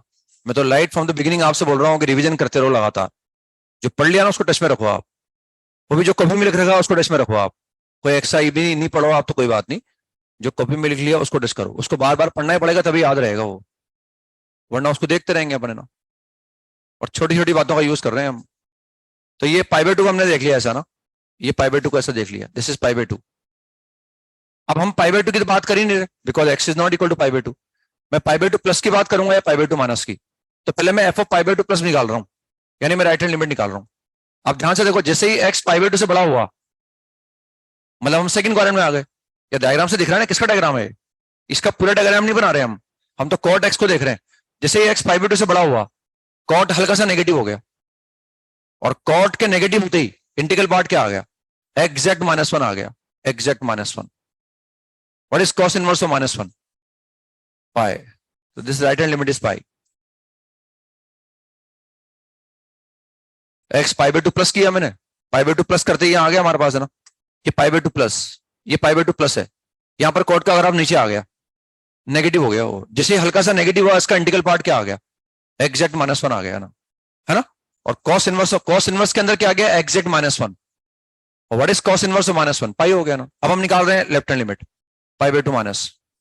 अब जैसे ही हम पाई बाई टू के जस्ट लेफ्ट में गए, पाई बाई टू के फर्स्ट क्वाड्रेंट में आ गए हम, फर्स्ट क्वाड्रेंट में कॉट क्या होता है, पॉजिटिव होता है, यानी यहां तो 0 है, उसके जस्ट लेफ्ट में गए, व्हाट इज कॉट, 0+, 0+ का integral part exact 0। What is cos inverse of 0? Pi by two, limit does not exist. Pi by two plus pi by to minus सोचना है बस, मुझे कुछ नहीं सोचना, ये कोड का ग्राफ बना दिया सिंपल सा और कैलकुलेट कर लिया ना, है ना। अब अगर मान लो ये ऐसा होता ना, मान लो ऐसा होता कि ये हमारे पास नहीं होता, अब सिंपल ब्रैकेट है बस, कोट एक्स है, अब क्या करेंगे, अब लिमिट आ जाएगी पाई by two, limit exist and limit is pi by to. क्योंकि देखो हम जानते हैं पाई बाई टू पर कोट क्या है, कंटिन्यूस है, मेरी बात समझ रहे ना, उसमें कोई दिक्कत नहीं आएगी ना। अब पाई बाई टू पर अगर ये कंटिन्यूस है तो अच्छा पाई बाई टू प्लस पे निकालो, पाई बाई टू माइनस पे निकालो, ये क्या आएगा, 0 ही आएगा भैया, तो 0+ आएगा, पाई बाई टू रखूंगा तो 0 आएगा, पाई बाई टू प्लस रखूंगा तो 0 माइनस आएगा, पाई बाई टू माइनस रखूंगा तो 0+ आएगा। अब चाहे 0 हो, 0+ हो, 0 माइनस हो, ये cos इनवर्स 0 पर क्या होता है, cos इनवर्स 0 पर क्या होता है, कंटिन्यूस के डिसकंटिन्यूस, cos इनवर्स 0 पर क्या होता है, कंटिन्यूस के डिसकंटिन्यूस, कंटिन्यूस। तो हम चाहे cos inverse of zero plus निकालें, चाहे हम cos inverse of zero minus निकालें, वो वही आएगा जो कॉस इनवर्स जीरो होता है, that is equal to pi by 2। आ रहा है समझ में? हाँ, नहीं हुआ क्लियर? भाई ये तो कंटिन्यूस है ना हमारे पास, ये जीरो प्लस आ जाए। अब इंटीग्रल पार्ट नहीं है ना, पहले इंटीग्रल पार्ट था। अगर मैं इसे पाई बाई 2 प्लस की बात भी करूंगा ना, पाई बाई 2 प्लस पर ये क्या होगा, what is cot pi by 2 plus पर कॉट क्या आ रहा है, एक्स। पाई बाई 2 प्लस पर ये कितना आ रहा है, पाई बाई 2 प्लस पर आ रहा है जीरो माइनस, जीरो माइनस। तो कॉस इनवर्स के अंदर क्या गया, जीरो माइनस गया। लेकिन हम जानते हैं कॉस इनवर्स फंक्शन जीरो पर क्या है, कंटिन्यूस है। ये कॉस इनवर्स का डायग्राम बना हुआ है ना हमारे सामने, ये कॉस इनवर्स का डायग्राम बना हुआ है, ये जीरो पर क्या है, कंटिन्यूस है। तो अगर मैं कॉस इनवर्स जीरो माइनस निकालूं या कॉस इनवर्स जीरो निकालूं, क्या एक ही बात है? जैसे जब इंटीग्रल पार्ट लगा हुआ था ना भाई, तो जीरो माइनस होते ही वो क्या हो गया, वो तो एग्जैक्ट हो गया -1। जीरो माइनस का इंटीग्रल पार्ट एग्जैक्ट -1 आ गया। अब अभी हम क्या बोल रहे हैं, पाई बाई 2 प्लस की अगर मैं बात करूंगा तो ये जीरो माइनस आएगा। अब कॉस इनवर्स जीरो माइनस निकालूं या कॉस इनवर्स जीरो प्लस निकालूं या कॉस इनवर्स जीरो निकालूं, वो क्या होगा, बराबर ही होगा ना। तो भले वो जीरो माइनस होने लगा, लेकिन हमने कॉस इनवर्स का डायग्राम देखा, कंटिन्यूस है भाई, दैट इज पाई बाई 2 ना। ऐसे अगर मैं ये निकालूंगा तो इस पर जीरो प्लस बन जाएगा। तो चाहे cos inverse of zero plus निकालूं, चाहे cos inverse of zero minus निकालूं, वो पाई बाई 2 आएगा। Limit exist and limiting value is pi by 2। मतलब इंटीग्रल पार्ट लगने से सवाल ज्यादा आसान हो रहा है, फटाफट वो क्योंकि एग्जैक्ट दे रहा है ना अपने को। भाई जीरो माइनस हुआ तो एग्जैक्ट -1 आ गया, जीरो प्लस हुआ तो एग्जैक्ट जीरो आ गया वो ना। क्लियर हो गया? ऐसे निकाल सकते हैं। इसके बाद नेक्स्ट सवाल पर आते हैं अपन। लिखे limit x approaching to x approaching to 0, x approaching to 0, signum of fractional part of x,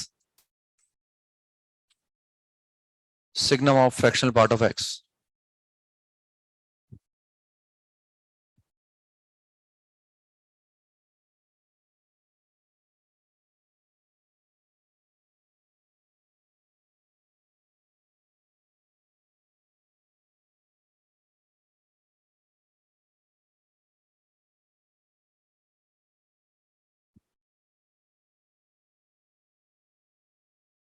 हो गया? What is the answer?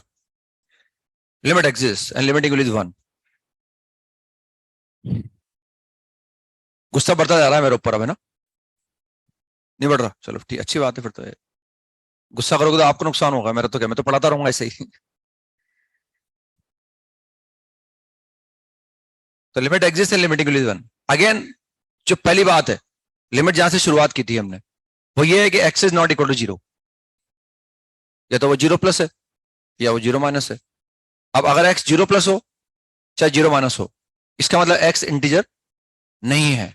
और अगर एक्स इंटीजर नहीं है तो ये वैल्यू ऑलवेज क्या आएगी, पॉजिटिव आएगी। तो सिग्नम के अंदर हमेशा पॉजिटिव आएगा। Answer is 1। भाई हम जीरो पर तो इंटरेस्टेड ही नहीं है ना, हमें तो जीरो प्लस को देख रहे हैं, जीरो माइनस को। अब चाहे एक्स जीरो प्लस हो चाहे जीरो माइनस हो, मतलब एक्स इंटीजर नहीं है। और अगर एक्स इंटीजर नहीं है तो फ्रैक्शनल पार्ट क्या है, पॉजिटिव है इसका मतलब, क्योंकि फ्रैक्शनल पार्ट जीरो का हो सकता है जब एक्स इंटीजर हो, और हमारा जो एक्स है वो तो इंटीजर ही नहीं है ना, इसका मतलब ये पॉजिटिव है। तो सिग्नम के अंदर पॉजिटिव जाएगा and answer will come out to be 1। हम चाहें तो एलएचएल आरएचएल को पकड़ सकते हैं। सर मैं वैसे निकालूंगा अलग अलग करके, तो कोई दिक्कत नहीं, उससे भी निकाल सकते हैं हम। मान लो मैं एलएचएल निकालना चाहता हूँ, आरएचएल। आरएचएल का मतलब क्या हो गया, x approaching to zero plus, है ना। हम देख रहे हैं अगर एक्स जीरो प्लस है, जीरो प्लस हो गया ना। जीरो प्लस का फ्रैक्शनल पार्ट क्या है, देखो आप ध्यान से देखें इधर, है ना। अगर मैं इसका जवाब देना होता ना, अगर मुझे ये निकालना होता, मैं क्या बोलता इसको, जीरो बोल देता। लिमिटिंग के लिए हमेशा एग्जैक्ट होती है ना। से अगर मैं इसको जीरो लिख रहा हूं ना, तो वह एग्जैक्ट जीरो होता है वो, ये एग्जैक्ट जीरो नहीं है। लेकिन अगर मैं लिमिटिंग लिख रहा हूँ जीरो, तो वो एग्जैक्ट जीरो है। तो अगर मुझे ये आंसर लिखना होता तो मैं जीरो बोल देता इसको ना, क्योंकि आई प्लस या जीरो प्लस का फ्रैक्शनल पार्ट क्या आएगा, जीरो आए। लेकिन इसके भी बाहर एक फंक्शन है, इसके भी बाहर एक फंक्शन है। इसके बाहर फंक्शन कौन सा, सिग्नम है। तो मुझे ये देखना पड़ेगा भाई, अभी इसको मैं जीरो नहीं बोलूंगा, अगर मुझे ये लिमिट निकालनी होती तो मैं जीरो बोल देता यहीं। इसके बाहर भी एक फंक्शन है, तो मैं इंतजार करता हूं, मतलब कि वो जो वैल्यू अंदर वाले की आ रही है ना, उस पर बाहर वाला कैसे रिस्पॉन्ड करेगा ना। हम देख रहे हैं जीरो प्लस पर अगर मैं निकालूंगा, तो जीरो प्लस पर ये क्या होगा, जीरो प्लस ही होगा। जीरो माइनस तो हो ही नहीं सकता ना भैया, जीरो माइनस का मतलब नेगेटिव, नेगेटिव तो हो ही नहीं सकता। अब अगर ये जीरो प्लस है तो ये कैसा भी जीरो प्लस हो, what is signum of zero plus, +1। समझ में आ गया? Signum of zero plus is 1, ये 1 आ गया ना। अब मैं जीरो माइनस निकाल रहा हूं। अब अगर एक्स जीरो माइनस है तो मुझे अगर इसका आंसर देना होता तो मैं क्या बोलता, 1 बोल देता है ना। अभी मैं उसको 1 नहीं बोलूंगा क्योंकि उसके बाहर भी फंक्शन है। अगर हम देख रहे हैं एक्स जीरो माइनस है तो ये क्या होगा, 1 माइनस 1 से जस्ट छोटा होगा। अब 1 से जस्ट छोटा क्या होता है, पॉजिटिव की negative? What is signum of positive? 1। उस केस में भी 1 आ जाएगा ये। हो गया क्लियर? या वो बेस्ट एक्सप्लेनेशन था जो मैंने दिया था आपको ना, x is not the element of I, x integer नहीं है, इसका मतलब ये जीरो हो नहीं सकता, मतलब पॉजिटिव है। सिग्नम के अंदर हमेशा पॉजिटिव जाएगा, value will come out to be 1। या हम चाहें तो अलग अलग R H L L H L अलग अलग निकाल सकते हैं, है ना। नेक्स्ट सवाल पर आते हैं। Limit x approaching to zero, x approaching to zero, signum of sin x plus 10x upon cos x।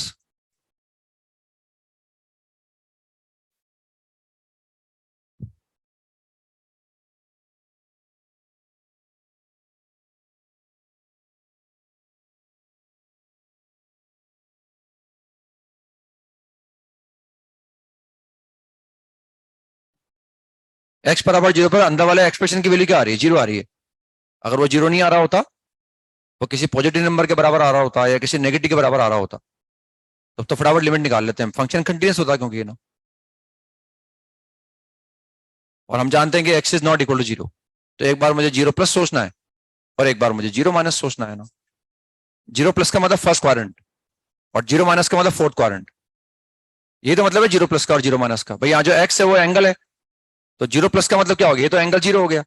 Zero plus का मतलब क्या हो गया, जीरो प्लस का मतलब जीरो से जिस बड़े एंगल की बात कर रहा हूं मैं, और जीरो माइनस का मतलब फोर्थ क्वाड्रेंट में। हो गया। Answer is limit does not exist, right hand limit is 1, left hand limit is -1।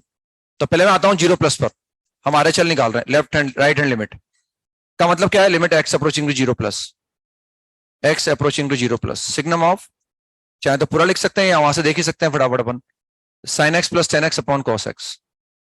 तो देखो चाहे जीरो प्लस हो चाहे जीरो माइनस हो, नीचे वाला गड़बड़ नहीं करेगा, नीचे वाला तो ऑलवेज पॉजिटिव है। फर्स्ट और फोर्थ क्वाड्रेंट में कॉस क्या होता है, पॉजिटिव होता है। लेकिन जैसे मैंने जीरो प्लस दिया था, हम फर्स्ट क्वाड्रेंट में आ गए, फर्स्ट में ये क्या है, पॉजिटिव, ये क्या है, नीचे वाला क्या है, तो पूरा पॉजिटिव है।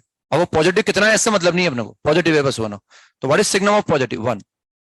और जैसे मैं जीरो माइनस लूंगा ना, नीचे वाला क्या होगा, positive, sine negative, 10 negative upon positive is negative, and signum के अंदर नेगेटिव है, value is -1, left hand limit is -1, limit will not exist.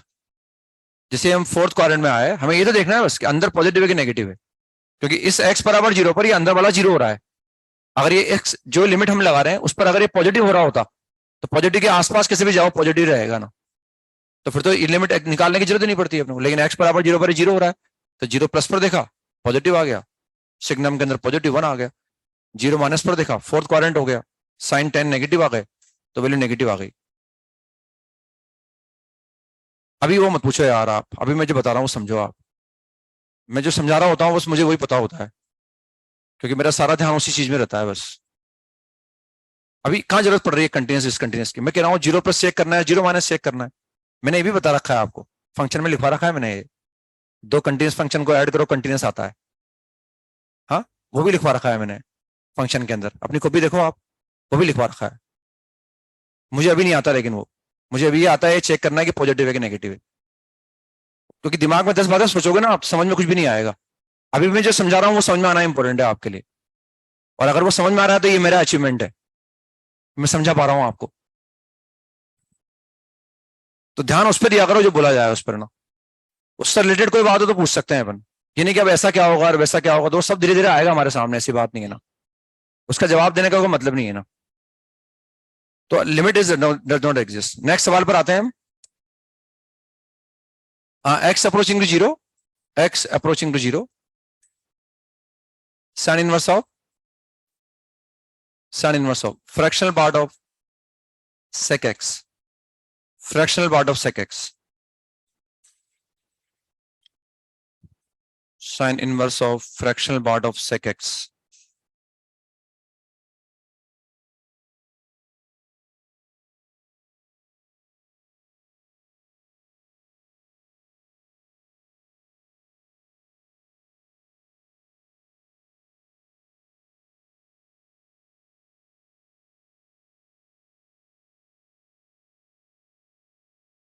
हम या तो जीरो प्लस पर सोचेंगे या जीरो माइनस पर।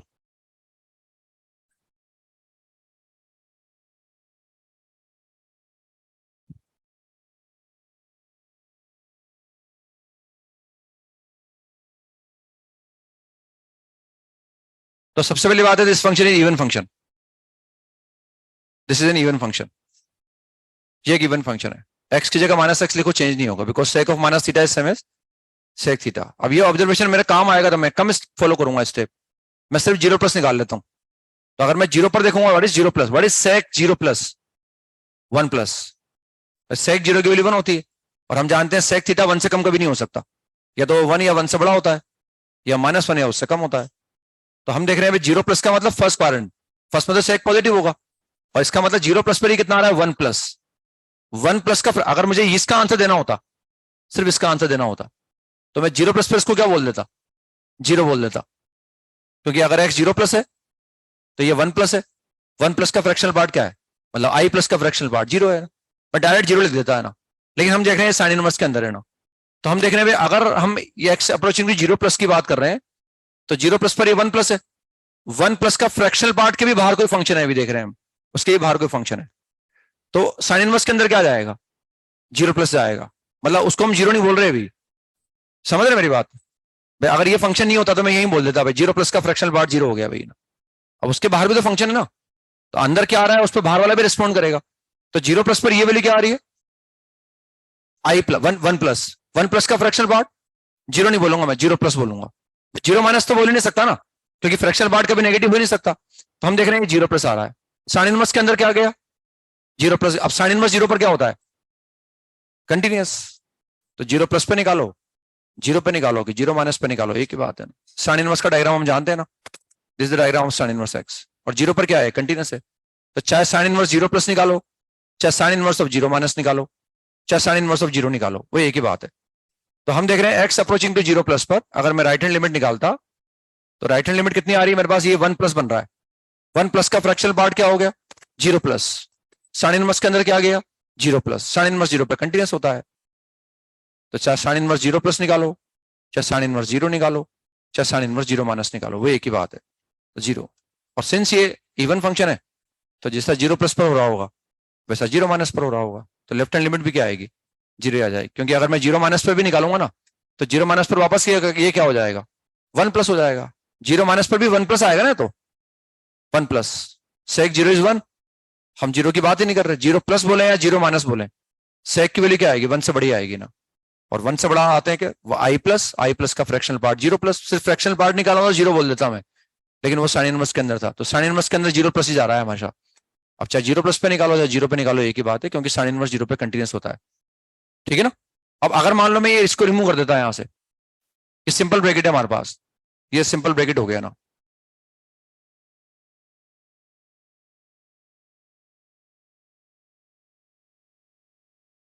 सिंपल ब्रैकेट,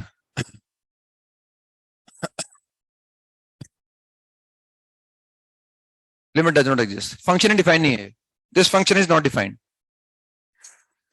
क्योंकि ना मैं जीरो प्लस पे निकाल सकता हूँ ना जीरो माइनस पे निकाल सकता हूँ, क्योंकि अगर साइन इनवर्स है तो अंदर क्या आना चाहिए, वन से माइनस वन के बीच में, हम जानते हैं एक्स जीरो तो है नहीं, अगर एक्स जीरो प्लस हुआ तो ये क्या हो गया, वन से बड़ा हो गया, साइन इनवर्स के अंदर वन से बड़ी क्वांटिटी आ गई, और साइन इनवर्स के अंदर वन से बड़ी क्वांटिटी नहीं आ सकती, ऐसे जीरो माइनस और ये इवन फंक्शन है, जीरो माइनस लूंगा तो फिर अंदर वन से बड़ा आ जाएगा, यानी this function is not defined around x is equal to zero. Function ही डिफाइन, लिमिट कैसे निकालूंगा, हेडिंग ये है कि लिमिट ऑफ फंक्शन कैलकुलेट कर रहे हैं, वरना हम लिमिट ऑफ फंक्शन निकाल रहे हैं। नेक्स्ट इसके बाद लिखें limit x approaching to one, limit x approaching to one, integral part of x square minus x, x approaching to one, integral part of x square minus x,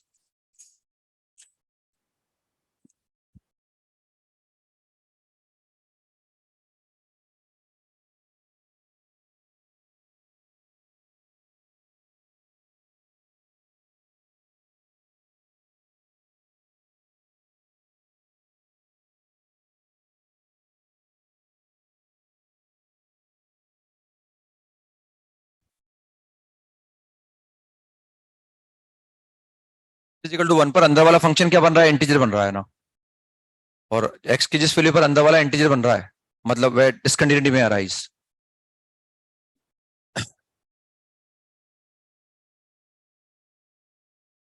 हो गया?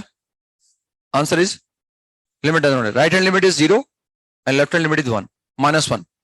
Left hand limit is -1। हमें basically क्या करना है, हमें ये देखना है कि अगर x 1 पर अप्रोच कर रहा है तो मुझे बेसिकली ये देखना है x इजिकल टू 1 पर इसकी वैल्यू क्या आ गई, 0 आ गई। अंदर वाला इंटीजर बन रहा है तो 1 पर तो वो 0 है। अब मैं 1 पर तो हूं नहीं, या तो मैं 1 के राइट में हूं या 1 के लेफ्ट में हूं। अब अगर वो 1 पर 0 हो रहा है ना तो 1 के जस्ट राइट में और लेफ्ट में वो पॉजिटिव नेगेटिव हो सकता है, और अगर वो हल्का सा भी पॉजिटिव हो गया तो इंटीग्रल पार्ट 0 आ जाएगा, और हल्का सा भी नेगेटिव हो गया तो इंटीग्रल पार्ट -1 आ जाएगा। अब उसके लिए या तो क्या करूं, मैं पूरा ग्राफ ये वाला बनाऊं, इसमें टाइम लग सकता है। हम तो सिर्फ ये देख रहे हैं कि भाई जब x 1 पर अप्रोच कर रहा है तो ये कैसे बिहेव कर रहा है। 1 पर तो 0 है, 1 प्लस पर ये पॉजिटिव है कि नेगेटिव है, ये मुझे देखना है बस। तो हम एक्स स्क्वायर माइनस एक्स का डायग्राम बना लें, ये एक्स स्क्वायर माइनस एक्स का डायग्राम बना लिया हमने, और ये x बराबर 1 बना लिया। क्लियर कट दिख रहा है कि x बराबर 1 पर एक्स स्क्वायर माइनस एक्स की वैल्यू क्या है, 0 है। अब मैं 1 प्लस की बात करता हूं, राइट हैंड लिमिट की। अगर मैं 1 प्लस की बात करूंगा तो 1 प्लस पर अंदर वाला यानी x square minus x positive है कि नेगेटिव है, पॉजिटिव है, तो 0 प्लस हो गया ना। 1 प्लस होते ही अंदर वाला क्या हो गया, 0 प्लस, और 0 प्लस का इंटीग्रल पार्ट क्या आ गया, एग्जैक्ट 0 आ गया ना। Simply x square minus x का डायग्राम बनाया बस हमने ना, और हमने राइट हैंड लिमिट निकाल ली ना। तो राइट हैंड लिमिट अगर मैं निकालता हूं तो उसको ऐसे लिख सकते हैं हम चाहें तो ना, limit x approaching to 1 plus और integral part of x square minus x, और 1 प्लस पर ये 0 प्लस है, और 0 प्लस का इंटीग्रल पार्ट एग्जैक्ट 0 हो गया ना।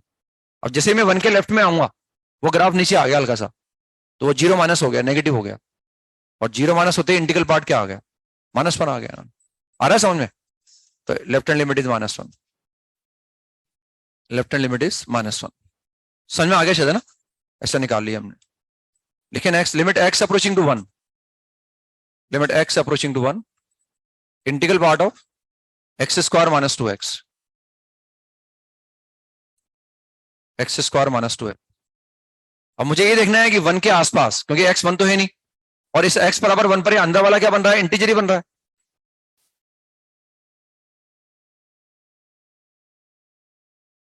बिहेव कर रहा है इंटीग्रल पार्ट आती है। अगर नहीं होता तो वैल्यू क्या आती है, लिमिट एग्जिस्ट करती है, क्योंकि फंक्शन कंटीन्यूअस होता है ना। और फटाफट हम फंक्शन की वैल्यू निकाल लेते।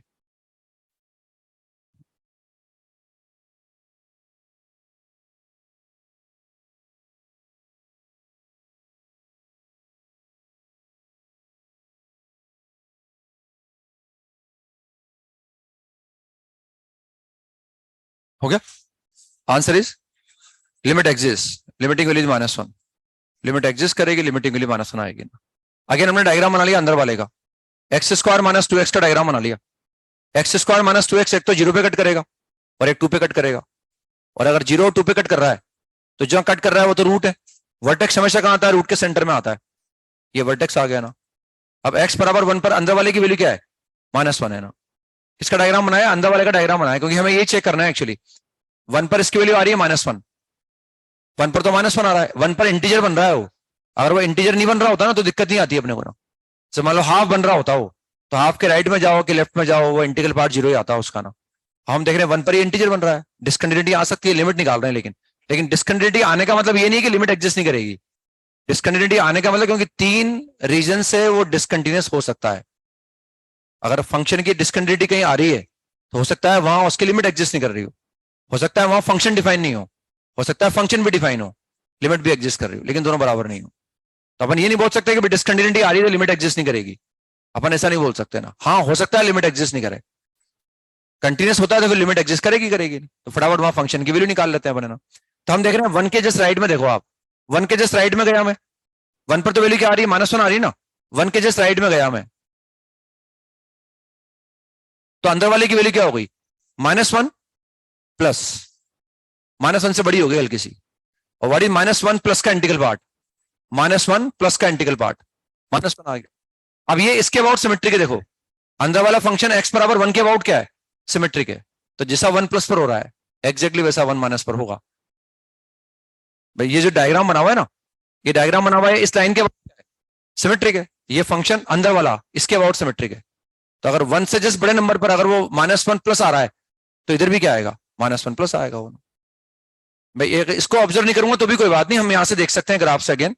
अगर हम -1 माइनस की बात करें, 1 माइनस की बात करेंगे, 1 के जस्ट लेफ्ट में भी आएंगे तो ग्राफ वापस -1 के ऊपर चला गया, मतलब वैल्यू क्या हो गई, -1 प्लस हो गई, -1 से बड़ी हो गई। What is the integral part, -1। तो limit exist and limiting value is -1, है ना।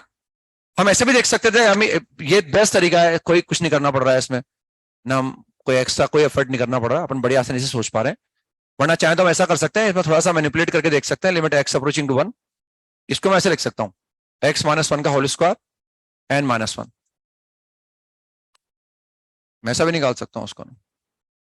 इससे मुझे दिख रहा है भाई 1 के अबाउट सिमेट्रिक है। हो सकता है यहां से नहीं दिखाओ, मैंने ग्राफ बनाया हो सकता है मैं ग्राफ नहीं बना रहा हूं, मैंने ऐसा लिखा हो, भाई परफेक्ट स्क्वायर बन रहा है, मैं ऐसे लिख लेता हूं। अब प्रॉपर्टी लगा दो उसमें ना, इसमें प्रॉपर्टी, ये सही लिखा है ना मैंने, इसमें प्रॉपर्टी लगा दो आप, limit x approaching to 1, x approaching to 1, property क्या है भाई, इंटीजर को बाहर निकाल लो, x -1 का होल स्क्वायर, और ये 1 हो गया। अब तो क्लियर कर दिख रहा है कि भाई x -1 का होल स्क्वायर 1 के अबाउट क्या है, सिमेट्रिक है। अब चाहे 1 प्लस निकाल लो, चाहे 1 माइनस निकाल लो, 1 प्लस पर भी ये क्या आएगा, 0 प्लस 1 प्लस 0 प्लस का स्क्वायर, नहीं आ रहा समझ में, 1 पे निकालो ना भाई, 1 से बड़ा 1 प्लस रखूंगा ना अगर मैं, तो 1 प्लस -1 क्या आएगा, 0 प्लस, 0 प्लस का स्क्वायर क्या आएगा, 0 प्लस, 0 प्लस का फ्रैक्शन इंटीग्रल पार्ट, और अगर x 1 से छोटा भी है तो भी ये क्वांटिटी क्या आने वाली है, 0 प्लस ही आने वाली है, तो ना, नहीं हुआ क्लियर। तो वैसे निकाल लिया माइनस, यानी चाहे हम 1 प्लस जाए चाहे 1 माइनस जाए, ये एग्जैक्टली 0 है, तो लिमिटिंग लिखे, या फिर इतना भी नहीं करूं मैं तो कोई बात नहीं, मैं यहां से सोच सकता हूँ फटाफट और निकाल सकता हूँ, मतलब सुविधा के लिए हो तो भाई अपन चाहे तो भाई प्रॉपर्टी लगा दी, भाई -1 को बाहर निकाल लिया, -1 को बाहर निकाल के कैलकुलेट कर लिया मैंने ना। लिखे एक और लिखे, लिमिट x अप्रोचिंग टू, हाँ 2, x approaching to 2, x approaching to 2, x square -2x -3, x approaching to 2, x square -2x -3,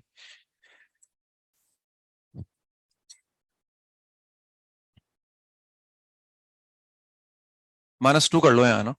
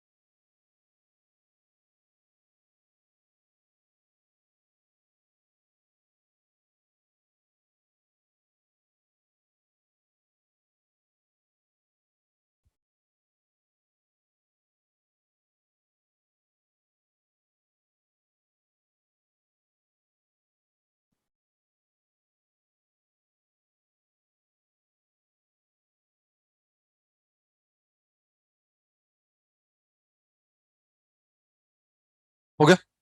answer is limit does not exist, limit will not exist.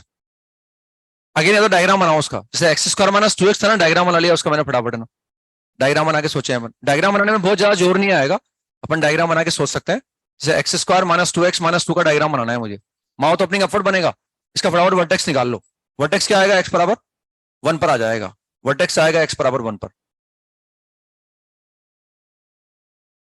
हमें 2 पर लिमिट निकालनी है। अब मैं अगर 1 पर वर्टेक्स आ रहा है तो 1 पर वैल्यू क्या आ रही है इसकी, नेगेटिव आ रही है, 1 पर वैल्यू आ रही है -3 शायद, देखो आप, है ना, तो 1 पर वैल्यू आ रही है -3। अब मुझे डायग्राम बनाने के लिए ये तो पता है मुझे वर्टेक्स अगर नीचे आ रहा है माउथ ओपनिंग अपवर्ड कट करेगा। अब देखो 0 पर वैल्यू क्या आ रही है, -1, इसका 2 पर भी वैल्यू नेगेटिव आएगी और -1 आएगी, क्योंकि ये 1 के अबाउट सिमेट्रिक होगा वर्टेक्स के अबाउट।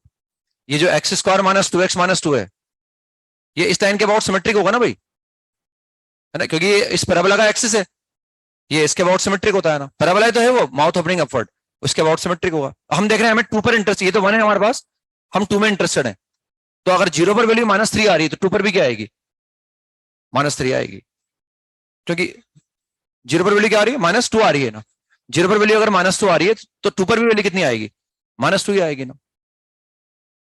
अब इसका मतलब यहाँ वैल्यू -2 है, यहाँ भी इसका डायग्राम जो बनेगा वैसा बनेगा, इसका कुछ डायग्राम इसका ऐसा बनेगा, ऐसा बनेगा। रूट उससे बड़ा आएगा और उससे छोटा आएगा। मैंने रूट निकालने की कोशिश नहीं की, नहीं समझ में आया है ना, वर्टेक्स निकाल। अब हम देखें भाई हमें 2 पर इंटरेस्टेड है। अब देखो 2 पर जो है ना, हम 2 पर तो इंटरेस्टेड है नहीं, हम 2 पर वैल्यू क्या आ रही है लेकिन -2, 0 पर -2 आ रही है ना भाई, तो 2 पर भी तो -2 आएगी, क्योंकि ये इसके अबाउट सिमेट्रिक है। 0 रखना आसान था, 0 पर वैल्यू क्या आ गई -2, ये 0 पर वैल्यू -2 आ गई। तो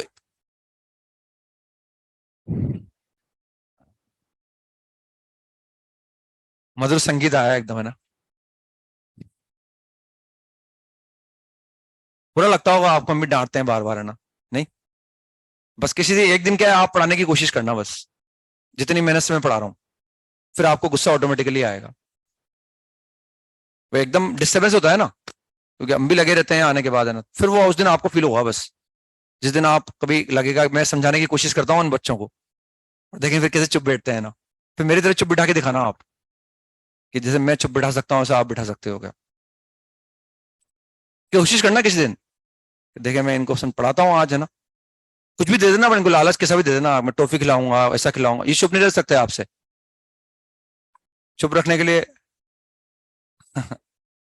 कुछ करना पड़ता है किसी के लिए, तब वो आपकी बात मानेगा और तब चुप रहेगा वो। वरना आजकल किसी की सुनने की किसी को परवाह थोड़ी है। आप किसी से कोई बात कहो, जरूरी नहीं आपकी बात मान ले वो, अगर बात मान रहा है तो इसका मतलब आप उसके लिए कुछ कर रहे हो, इसके लिए वो आपकी बात मान रहा है शायद, वरना कोई किसी की बात नहीं मानता आज के जमाने में। चुप रहना, जिसमें आपको कोई चुप करा दे, किसी की हिम्मत है बाहर जाकर चुप करा दे आपको ना, मैं हिम्मत की बात नहीं कर रहा, हिम्मत तो ही से, लेकिन नो डाउट चुप तो करवाई रखा है मैंने आपको ना, मेरी बात सुनने के लिए मजबूर कर रखा है मैंने आपको, क्योंकि मेरी बात समझ में आ रही है, इससे तो आप चुपचाप बैठे हो, उसको समझने की कोशिश भी कर रहे हो, अगर समझ में नहीं आता हो तो फिर मैं चुप करा ही नहीं सकता था आपको ना, मेरी बात मानते ही नहीं आप, तो एकदम वो क्या जैसे डिस्टर्बेंस आता है ना, तो थोड़ा सा अजीब लगता है वैसे ना, इससे वो डांटना निकल जाता है एकदम। तो हम देख रहे हैं यहाँ वैल्यू कितनी है, -2 है।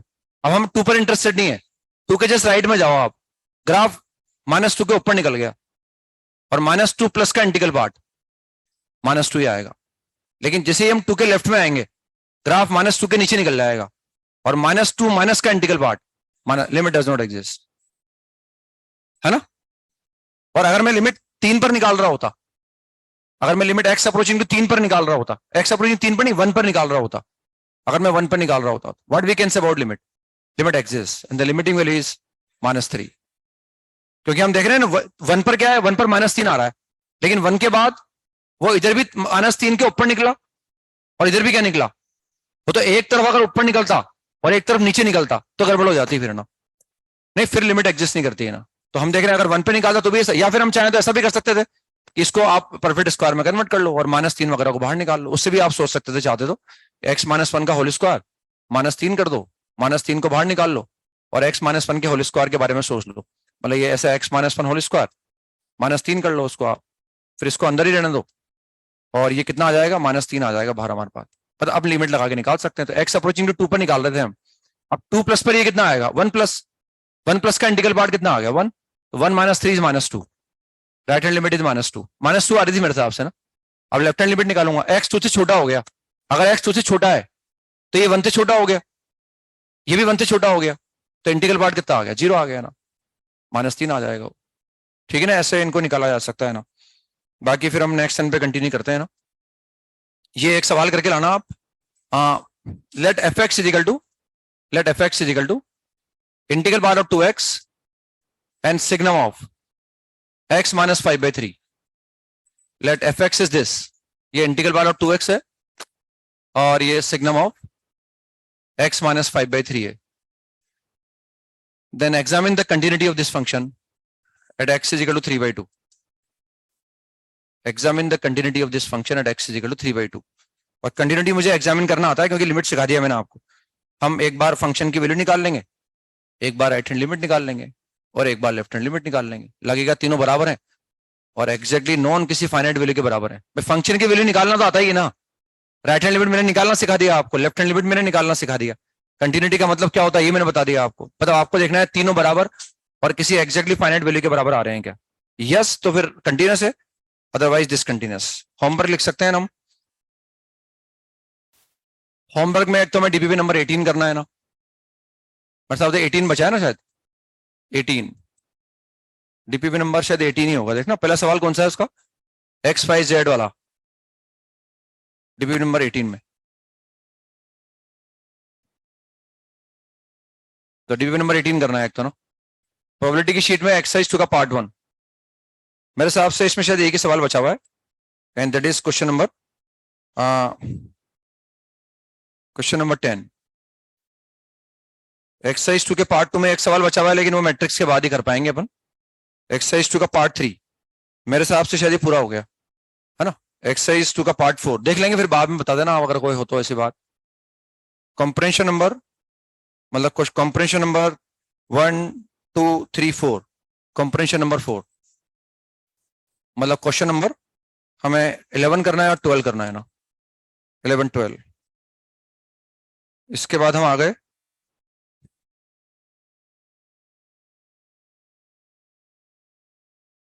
एक्सरसाइज 3 का part 1, exercise 3 part 1, question number 21। Exercise 3 का पार्ट 2 शायद फर्स्ट बचा हुआ है किसमें, अपनी शीट में भी था वैसे। फर्स्ट करना है हमें, सेकंड हम कर चुके शायद, थर्ड करना है, फोर्थ शायद हम कर चुके शायद, है ना। फोर्थ शायद हम कर चुके, 5 हम कर चुके शायद, 6 कर लिया क्या हमने, 6 नहीं किया, 6 करना है, 6 के बाद 7 करना है, 8 शायद कर चुके, 9 करना है ना, 10 भी नहीं किया है ना, 10 शायद कर चुके, 10 के बाद 11 भी शायद कर चुके, है ना। 11 के बाद 12 और एक 13, ये करके लाना है, डीपीपी करनी है और ये सवाल करके लाना है।